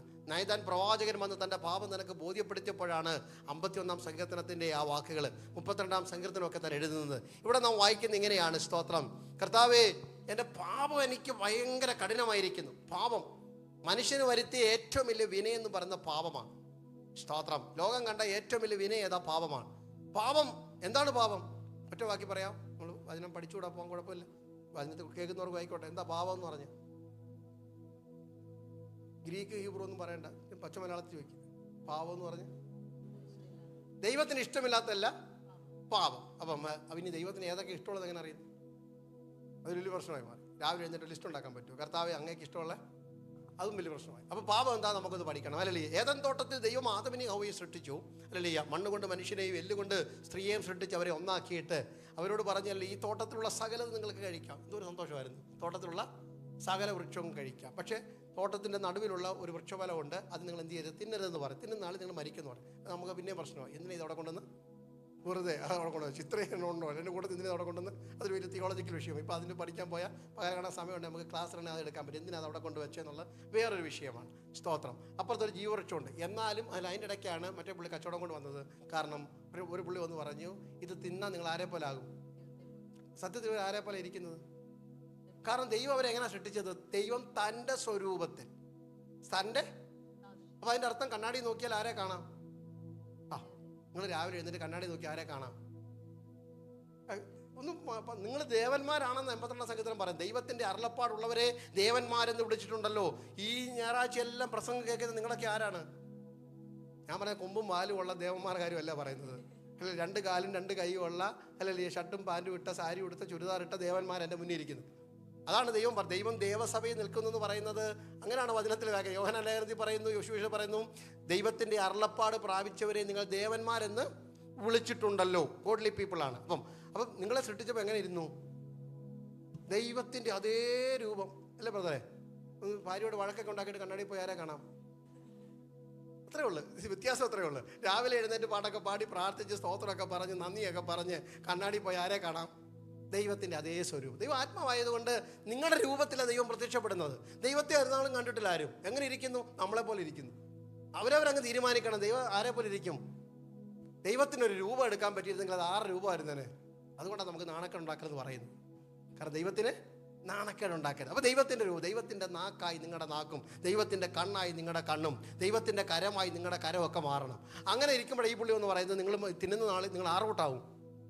തിരിച്ച് ചോദിക്കണ്ടായിരുന്നോ, സാർ ഇത് തിന്നിട്ടാണോ ദൈവത്തിൻ്റെ കൂട്ട് ആയെന്ന്? അങ്ങനെ നമ്മൾ ചോദിക്കുന്നത്. ചില സമയത്ത് നമുക്കിതൊന്നും ചോദിക്കാനുള്ള ഓർമ്മയൊന്നും ഇല്ല, ചോദിച്ചില്ല. പിന്നെ എന്തിനാ? ഓൾറെഡി ഞങ്ങൾ ദൈവത്തെ പോലല്ലേ. ഇനി ഇതിൻ്റെ മണ്ടയ്ക്ക് എന്തോ വർദ്ധിപ്പിക്കാൻ വേണ്ടിയാ, സൗന്ദര്യം കൂട്ടാൻ വേണ്ടിയാ. അവസാനം പാവന് അത് തിന്നു കഴിച്ചു. ചരിത്രമൊക്കെ പറഞ്ഞാൽ രസകരമായിട്ട് പറയണ സമയമില്ല, നമുക്ക് തീരാറായി. അപ്പം ഇതെല്ലാം കഴിച്ചു കഴിഞ്ഞപ്പോൾ മനുഷ്യൻ പാവിയായി മാറി. അനുസരണക്കേട്, അല്ലെങ്കിൽ ദൈവത്തിൻ്റെ ഈ പറഞ്ഞ കണക്ക് ദൈവത്തിന് ഇഷ്ടമില്ലാത്ത ചെയ്തു. ദൈവം പറഞ്ഞത് ചെയ്യരുതെന്ന് പറഞ്ഞത് ചെയ്തു, ചെയ്യണമെന്ന് പറഞ്ഞ് ചെയ്യാതിരുന്നു. മരത്തിൻ്റെ പുറകെ ഒളിച്ചു നോക്കുന്നു, അത്തിയലയും കൊണ്ട് ഉടുപ്പ് തയ്പ്പിച്ചു നോക്കുന്നു, എന്തെല്ലാം പരിപാടി നടത്തി, ഒരു രക്ഷയില്ല. അന്നേരം സംഭവിച്ചതാണ് പാപം എന്ന് പറയുന്നത്. ആ പാപം വിരൂപമാക്കിയ മനുഷ്യനെ, തേജസ്സുള്ള മനുഷ്യനെ പാപം എന്ത് ചെയ്തു? വിരൂപമുള്ളവനാക്കി. ആ വൈരൂപ്യം ഒന്ന് നമുക്ക് കാണാം. റോമാലേഖനം 3-ാം അധ്യായത്തിൻ്റെ 23-ാം വാക്യം. റോമർ 23:23 ഉണ്ടോ? വായിച്ചു. എല്ലാവരും ഒരു വ്യത്യാസവുമില്ല, എല്ലാവരും പാപം, വെളുത്തവനും കറുത്തവനും, അല്ലല്ല ആഫ്രിക്കനാണേലും അമേരിക്കനാണേലും ഓസ്ട്രേലിയക്കാരനാണേലും ഇന്ത്യക്കാരനാണെങ്കിലും കാനഡയിലുള്ളവരാണേലും ഒരു വ്യത്യാസമില്ല. എല്ലാവരും പാപം ചെയ്ത് ദൈവ തേജസ് പോയി. ഇപ്പൊ പാപം എന്ന് പറഞ്ഞാൽ ദൈവ തേജസ് ഇല്ലാത്തതാണ്. ഞാൻ വ്യാഖ്യാനിച്ചു തരാം നിങ്ങൾക്ക് എങ്ങനെയാന്ന്. Where there is not the glory of the Lord, that's what we can call sin. ദൈവ തേജസ് എവിടൊക്കെ ഇല്ലോ അതിൻ്റെ പേരാണ് പാപം. ഇനിയും ദൈവ തേജസ് എന്താണെന്ന് അറിയണം. പാപത്തിന്റെ ശമ്പളമുണ്ട്. പാപത്തിന്റെ ശമ്പളം എന്താണ്? റോമർ 6:23. പാപത്തിന്റെ ശമ്പളം മരണം, അത് ഉറപ്പാണ്. ഇനി പാപം ചെയ്യുന്നവർ മരിച്ചേ ഒക്കത്തുള്ളൂ, അതിന് നീക്കൊന്നുമില്ല. Ezekiel 18:4, Ezekiel 18:20. പാപം ചെയ്യുന്ന ദേഹി എന്ത് ചെയ്യണം? മരിക്കും നിശ്ചയം. എബ്രായർ 9:22. രക്തം ചൊരിഞ്ഞിട്ടല്ലാതെ വിമോചനം ഇല്ല. ഇതാ പാപത്തോടുള്ള ദൈവത്തിന്റെ മനോഭാവം. അതിന് മാറ്റില്ല. ഞാൻ നേരത്തെ പറഞ്ഞ നീതിയുള്ള ദൈവം, പാപത്തോട് ദൈവത്തിന് ഒരു കോംപ്രമൈസും ഇല്ല. പാപം ചെയ്താൽ മരണശിക്ഷ ഉറപ്പാണ്. പാപത്തിന്റെ ശമ്പളം മരണമല്ലാതെ വേറൊരു ഇൻക്രിമെന്റും ഇല്ല, താഴ്ചയില്ല. പാപത്തിന് മരണം. പാപം എന്ന് പറഞ്ഞാൽ എല്ലാവരും പാപം ചെയ്തപ്പോൾ ദൈവ തേജസ് അവരെ വിട്ടുമാറി. ദൈവത്തിൻ്റെ രൂപം അവരെ വിട്ടുമാറി, സാധാരണ മനുഷ്യരായി. അപ്പോൾ ദൈവത്തിൻ്റെ രൂപം, ഇനി ദൈവത്തിൻ്റെ തേജസ് എന്താണെന്ന് അറിയണം. അത് പറയുന്നുണ്ട്, എന്താ പാസ്റ്റർ ഈ തേജസ് എന്ന് പറഞ്ഞാൽ ഈ ലൈറ്റ് മതിയോ? എന്താ ദൈവത്തിൻ്റെ തേജസ്? ദൈവത്തിൻ്റെ തേജസ് എന്ന് പറഞ്ഞാൽ യോഹന്നാൻ 1:14 കാണാൻ അറിയാവുന്ന വാക്യം കൊണ്ടാണ് വായിപ്പിക്കാത്ത. യോഹന്നാൻ 1:14 വചനം ജഡമായി തീർന്നു. അറിയാവുന്നവർ പറഞ്ഞാട്ടെ.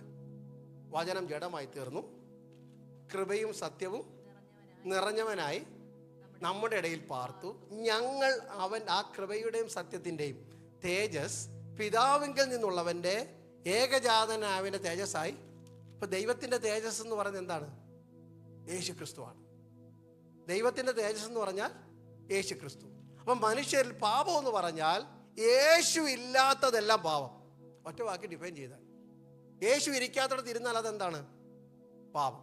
യേശു കാണാത്തത് കണ്ടാൽ അത്രയേ ഉള്ളൂ. ഒത്തിരി കഷ്ടപ്പെട്ട് ഹമാർട്ടിയ എന്നൊക്കെ പറഞ്ഞ് നമ്മളിങ്ങനെ വ്യാഖ്യാനിക്കാനൊക്കെ പോകാതെ യേശു എവിടൊക്കെ ഇല്ലയോ, ഇത് absence of God's presence, what's is called sin. ദൈവ സാന്നിധ്യം ഇല്ലയോ അതിനെ പാപം എന്ന് വിളിക്കാം. എവിടെല്ലാം എൻ്റെ ജീവിതത്തിൽ, കുടുംബജീവിതത്തിൽ, കുഞ്ഞുങ്ങളിൽ ഞാൻ കാണുന്നതിൽ, നടക്കുന്നതിൽ ദൈവത്തിന് ഇഷ്ടമില്ലാത്തതാണെങ്കിൽ, യേശു കൂടെ വരാത്തതാണെങ്കിൽ, യേശു ഇല്ലാത്തതെല്ലാം പാപം. ഹല്ലേലൂയ. അപ്പൊ പാപം മനുഷ്യന് വ്യക്തിയ വൈരൂപ്യം കാണണ്ടേ? പാപത്തിന്റെ വൈരൂപ്യം നമ്മൾ ക്രൂശി കാണുന്നത്. പാപത്തിന്റെ കാഴ്ച എങ്ങനെ ഇരിക്കും? എന്തുകൊണ്ടാണ് ഇരുട്ടിനകത്ത് 3 മണിക്കൂർ, 6 മണി നേരം മുതൽ 9 മണി നേരം വരെ ദേശത്ത് വലിയ ഇരുട്ടുണ്ടായി. ഇരുട്ടിന്റെ നടുവിൽ വെച്ചാണ് ദൈവക്രോധത്തിന്റെ അഗ്നിച്ചൂളയിൽ യേശു വെന്തെരിഞ്ഞത്. അവിടെ ദൈവം മുഖം മറച്ച് കളഞ്ഞതിന്റെ കാരണം, പിതാവെ എന്നെ കൈവിട്ടെന്ന് ചോദിച്ചതിന്റെ കാരണം, പാപത്തോടാണ് ദൈവം മുഖം മറച്ചത്, പുത്രനോടല്ല. ആ പുത്രന്റെ മേലെ പാപം അങ്ങോട്ട് വന്നപ്പോൾ ഏദൻ തോട്ടത്തിൽ നഗ്നരായി. പാപം നഗ്നമാണ്, വിരൂപമാണ്. മനുഷ്യൻ പറയുന്നുണ്ടല്ലോ, ഞങ്ങൾ പാപം ചെയ്തു, അനുസരണക്കേട് കാണിച്ചു, ഞങ്ങൾ നഗ്നരെന്ന് ഞങ്ങൾക്ക് 4 പേരുടെ മുമ്പിൽ നടക്കാൻ പറ്റാത്ത പോലെ നഗ്നതയായി. അത് മറയ്ക്കാൻ അത്തിയില കൊണ്ട് മറച്ചു നോക്കിയത്, അത് മറയ്ക്കാനാ മരത്തിന്റെ പുറകിൽ ഒളിച്ചു നോക്കിയത്, അത് മറയ്ക്കാനാ പരസ്പരം പഴിചാരിയത്. പക്ഷെ പാപം അങ്ങനെ മറയ്ക്കാൻ പറ്റത്തില്ല. പാപം പരസ്യമായി വിചാരണ ചെയ്യപ്പെടണം. അനുതാപത്തിലേക്ക് നമ്മൾ വരികയാണ്. It has to be condemned publicly, then only the sin has to be destroyed. അതുകൊണ്ട് പാപം പരസ്യമായി പബ്ലിക്കലി കൊണ്ടുവരണം. ഇനി യെശയ്യാ പ്രവാചകന്റെ പുസ്തകത്തിലേക്ക് വന്നാട്ട് 52-ാം അധ്യായത്തിന്റെ 14-ാം വാക്യം, പാപത്തിന്റെ വൈരൂപ്യം കാണണമെങ്കിൽ യേശുവിനെ കുറിച്ചുള്ള വെളിപ്പാടായി പറയുന്നത്, സുന്ദര രൂപനായ യേശു ക്രിസ്തു, 10,000 അതിശ്രേഷ്ഠൻ, ശാരോനിലെ പനനീർ പുഷ്പമായവൻ, 1000 സൂര്യന്മാരെ വെള്ളുന്ന വെളിച്ചം മുഖത്തുണ്ടായിരുന്നവൻ, ദൂതന്മാർ പോലും മുഖം മറച്ചുകൊണ്ടാണ് യേശുവിൻ്റെ അടുക്ക വരുന്നത്. അവർ 2 കൊണ്ട് മുഖം മൂടി, 2 കൊണ്ട് പറന്ന്, 2 കൊണ്ട് പാദം മൂടിയ പരിശുദ്ധൻ എന്ന് പറയുന്നത്. അവനെക്കുറിച്ച് പറയുന്നത്, രാജാതി രാജാവും കർത്താതി കർത്താവും, താൻ മാത്രം അമർത്തിയുള്ളവനും, അടുത്തുകൂടാത്ത വെളിച്ചത്തിൽ വസിക്കുന്ന ധന്യനായ ഏകാധിപതിയായ യേശു ക്രിസ്തു. സ്വർഗത്തിന് പോലും യേശുവിൻ്റെ മുമ്പിൽ നിൽക്കാൻ പറ്റത്തില്ല. യോബിൻ്റെ ഭാഷ പറഞ്ഞാൽ സ്വർഗം പോലും തൃക്കണ്ണിന് മുമ്പിൽ വിശുദ്ധമല്ല. അത്ര തേജസ്സുള്ള ക്രിസ്തു. അവനെ കണ്ടിട്ട് അവൻ്റെ ആ വെളിച്ചത്തിൻ്റെ ഒരു ശകലം അടിച്ചപ്പോൾ മോശ മയങ്ങി 40 ദിവസം കടന്നു. ആ വെളിച്ചം ഒന്ന് മുഖത്തടിച്ചപ്പോൾ പരാക്രമശാലിയായ ശൗൽ ദമസ്കോസിൽ വീണ് കടന്നുപോയി. അത്ര തേജസ്സുള്ള കർത്താവിനെ ഇപ്പൊ പ്രവാചകൻ വരച്ചു കാണിക്കുകയാണ്. എങ്ങനെ? അവന്റെ രൂപം കണ്ടാൽ ആളല്ല എന്നും അവന്റെ ആകൃതി കണ്ടാൽ മനുഷ്യനല്ല. ഇതാ പാപത്തിന്റെ വൈരൂപ്യം എന്ന് പറയുന്നത്. പാപം ദൈവത്തിന്റെ കണ്ണിൽ കണ്ടാൽ ആകൃതിയില്ല, കണ്ടാൽ രൂപഗുണമില്ല. അവന്റെ രൂപം കണ്ടാൽ ആളല്ലെന്നും അവന്റെ ആകൃതി കണ്ടാൽ മനുഷ്യനല്ല എന്ന് തോന്നുമാറ് അവൻ ആരായി തീർന്നു? വിരൂപനായി തീർന്നു. യേശു ക്രൂശിൽ നമ്മുടെ പാപം വഹിച്ചുകൊണ്ട് കിടക്കുന്ന കാഴ്ചയാ കാണുന്നത്. സ്തോത്രം. ഇനി 53-ാം അധ്യായത്തിന്റെ 2 തൊട്ട് 5 വരെ. അവൻ ഇളയ തൈ പോലെയും വരണ്ട നിലത്ത് നിന്ന് വേർ മുളയ്ക്കുന്നത് പോലെയും അവന്റെ മുമ്പാകെ വളരും. അവന് രൂപഗുണമില്ല, കണ്ടാൽ ആഗ്രഹിക്കത്തക്ക സൗന്ദര്യമില്ല. അവൻ മനുഷ്യരാൽ നിന്ദിക്കപ്പെട്ടും വ്യസനപാത്രമായും രോഗം ശീലിച്ചവനായിരുന്നു. അവനെ കാണുന്നവർ മുഖം മറച്ചു കളയത്തക്കവണ്ണം അവൻ ആരായി മാറി? നിന്ദിതനായി. നോക്കൂ, യേശുവിന്റെ രൂപം നോക്കിയാട്ടെ. അതിസുന്ദരനായ, അതികോമളനായ, 7 നിലവിളക്ക് നടുവിൽ ഉലാവുന്ന ക്രിസ്തുവിനെ കുറിച്ചാണ് പറയുന്നത്. കാണുന്നവർ മുഖം മറച്ച് കളയത്തക്കവണ്ണം യേശു എങ്ങനെയായിപ്പോയി? ഇതാ പാപത്തിന്റെ വൈരൂപ്യം. ഞാനും നിങ്ങളും ചെയ്ത പാപമാ കാൽവരി ക്രൂശിൽ നാം കാണുന്നത്. ഞാൻ കൈകൊണ്ട് ചെയ്ത പാപത്തിനാ യേശുവിൻ്റെ കൈലാണി അടിച്ചത്. ഞാൻ കണ്ണുകൊണ്ട് നോക്കിയ പാപത്തിനാ യേശുവിൻ്റെ കണ്ണ് കെട്ടി അവനെ തല്ലിയത്. ഞാൻ പാപത്തിനോട് മുഖത്തോട് മുഖം നോക്കിയതിനാ യേശുവിൻ്റെ മുഖത്തെ രോമം പിച്ചിപ്പറിച്ച് യേശുവിനെ വിരൂപനാക്കിയത്. ഞാൻ ഹല്ലേലൂയ അതരം കൊണ്ട് പാപം ചെയ്തതിനാ യേശു കയ്പുകാടി കുടിക്കേണ്ടി വന്നത്. ഞാൻ പാപത്തെ ഹല്ലേലൂയ മുഖത്തോട് മുഖം നോക്കി ചുംബിച്ചതിനാ യേശുവിൻ്റെ കന്നത്തടിച്ചത്. ഞാൻ പാപ വാക്കുകൾ കേട്ടതിനാ യേശുവിൻ്റെ കണ്ണ് കെട്ടി ചെകിടത്തടിച്ചത്. ഞാൻ പാപം ഹൃദയത്തിൽ സൂക്ഷിച്ചതിനാ യേശുവിൻ്റെ ചങ്ക് കുത്തിത്തുളച്ചത്. ഞാൻ ഹല്ലേലൂയ കാലുകൊണ്ട് നടന്നുപോയ പാപത്തിനാ യേശുവിൻ്റെ പാദങ്ങളിൽ കൂർത്തുമൂർത്ത് ആണികളടിച്ചത്. ഞാൻ തലകൊണ്ട് പാപം ചിന്തിച്ചതിനാ യേശുവിൻ്റെ ശിരസിൽ മുൾക്കിരീടം മെടഞ്ഞ് കോലുകൊണ്ട് അടിച്ച് തലയോട്ടി പിളർന്ന് രക്തം ധാരത ഒഴുകിയത്. പാവത്തെ ഞാൻ ആഡംബരമായി ഉടയാടയെ നടന്നതിനാ യേശുവിൻ്റെ വസ്ത്രം അഴിച്ചു മാറ്റി അവനെ നഗ്നനാക്കി മാറ്റിയത്. ആ വൈരൂപ്യമാണ് നാം കാൽവറിയിൽ കാണുന്നത്. എന്തിനാ? എനിക്കും നിങ്ങൾക്കും സൗന്ദര്യം തരുവാൻ. ഹല്ലേലൂയ. പാപത്തിൽ അകപ്പെട്ടു പോയ മനുഷ്യന് വിടുതലില്ല, രക്ഷയില്ലെന്ന് ലോകം വിധി എഴുതി. ദൈവത്തിൻ്റെ നീതി പറഞ്ഞു, പാപം ചെയ്യുന്നവൻ മരിക്കണം, പാപം ചെയ്യുന്നവൻ രക്തം ചൊരിയണം, പാപം ചെയ്യുന്നവൻ്റെ മരണശിക്ഷയുണ്ട്. ഹല്ലേലൂയ. അവിടെയാണ് യേശു നമുക്ക് വേണ്ടി കാൽവറിയിൽ മരിച്ചത്. എത്ര പേർക്ക് ഇന്ന് രാത്രി ആ രക്ഷയുടെ സന്തോഷം ഒന്ന് തിരികെ പിടിക്കണം? ഞാൻ മരിക്കേണ്ട സ്ഥാനത്ത് യേശു എനിക്ക് പകരമായി മരിച്ചു. ഹല്ലേലൂയ. ഞാൻ ഇല്ലാതാകേണ്ട സ്ഥാനത്ത് യേശു എനിക്ക് വേണ്ടി മരിച്ചു. ആ യേശു ക്രൂശിൽ മരിച്ചു കഴിഞ്ഞപ്പോൾ എൻ്റെ പാപത്തിൻ്റെ ശിക്ഷ മാറി. പാപത്തിൻ്റെ ശിക്ഷ മാറിയിട്ട് നമ്മൾ നീതിമാന്മാരായി മാറി. ആ അന്ന് ലഭിച്ച നിങ്ങളല്ല അത് ചെയ്തത് എന്ന് പറഞ്ഞ ദിവസത്തെ ആ സന്തോഷത്തിൻ്റെ പേരാ രക്ഷയുടെ സന്തോഷം. അത് ഇടയ്ക്കിടയ്ക്കൊക്കെ ഒന്ന് ഓർക്കുന്നത് നല്ലതാണ്. അത് ഇടയ്ക്കിടയ്ക്കൊക്കെ ഒന്ന് പറയണം. സ്തോത്രം. ഹല്ലേലൂയ. ആ ദൈവസ്നേഹത്തെ ഒന്ന് ധ്യാനിക്കുമ്പോൾ കിട്ടുന്ന ആ സന്തോഷമുണ്ടല്ലോ, അത് നമ്മുടെ അകത്തൊരു ഉണർവുണ്ടാക്കും. ഇവിടെ ദാവീദ് പറയുക, ഞാൻ അറിയാതെ പാപം ചെയ്തു പോയി. ഹല്ലേലൂയ. എന്നെ ഈ സോപ്പ് കൊണ്ട് കഴുകണമേ. എന്നെ അമ്മയുടെ ഉദരത്തിൽ നിന്ന് തന്നെ ഞാൻ പാപിയാണ്. അന്തർഭാഗത്തിൽ സത്യമാണ് അവിടെ നിശ്ചയിക്കുന്നത്. കർത്താവേ, ഞാൻ നിർമ്മലനാകണം, എൻ്റെ ഹൃദയം ഒന്ന് കഴുകിയെടുക്കണം, എന്നെ ശുദ്ധീകരിക്കണമേ. അതുകൊണ്ടല്ലേ രക്ഷയുടെ സന്തോഷം എനിക്ക് തിരികെ തരണം. ഇന്ന് രാത്രി ഉണർവിൻ്റെ ലക്ഷണമാണ് അനുതാപത്തോടെ coming back to the joy of salvation. Hallelujah. സ്തോത്രം. അനുതാപത്തോടെ ദൈവസന്നിധിയിലേക്ക് മടങ്ങി വരണം. സ്വർഗത്തിൻ്റെ മഹിമകളെ വെടിഞ്ഞു വന്ന ക്രിസ്തുവിനെ ഒരിക്കൽ കൂടി ഇന്ന് രാത്രി ധ്യാനിക്കാൻ പറ്റുമോ? ആ സന്തോഷത്തിലേക്ക് ഇന്ന് രാത്രി മടങ്ങി വരാതെ ഒരു ഉണർവ് നമ്മുടെ ഇടയിൽ നടക്കത്തില്ല ദൈവമക്കളെ. ഹല്ലേലൂയ. അനുതാപത്തിലൂടെ hallelujah. Restore unto me the joy of salvation. ആ രക്ഷയുടെ സന്തോഷം നഷ്ടപ്പെട്ടെങ്കിൽ 10 വർഷം മുമ്പ്, 20 വർഷം മുമ്പ്, 6 മാസം മുമ്പ്, 1 വർഷം മുമ്പ് കർത്താവിനെ ഹൃദയം കൊണ്ട് സ്വീകരിച്ച് വാഗൊണ്ട് ഏറ്റുപറഞ്ഞ ദിവസം ഹൃദയത്തിനകത്തുണ്ടായ ആനന്ദം നമ്മെ വിട്ടുമാറിയെങ്കിൽ ഇന്ന് രാത്രി ആനന്ദത്തിലേക്ക് മടങ്ങി വരണം. ഹല്ലേലൂയ. സ്തോത്രം.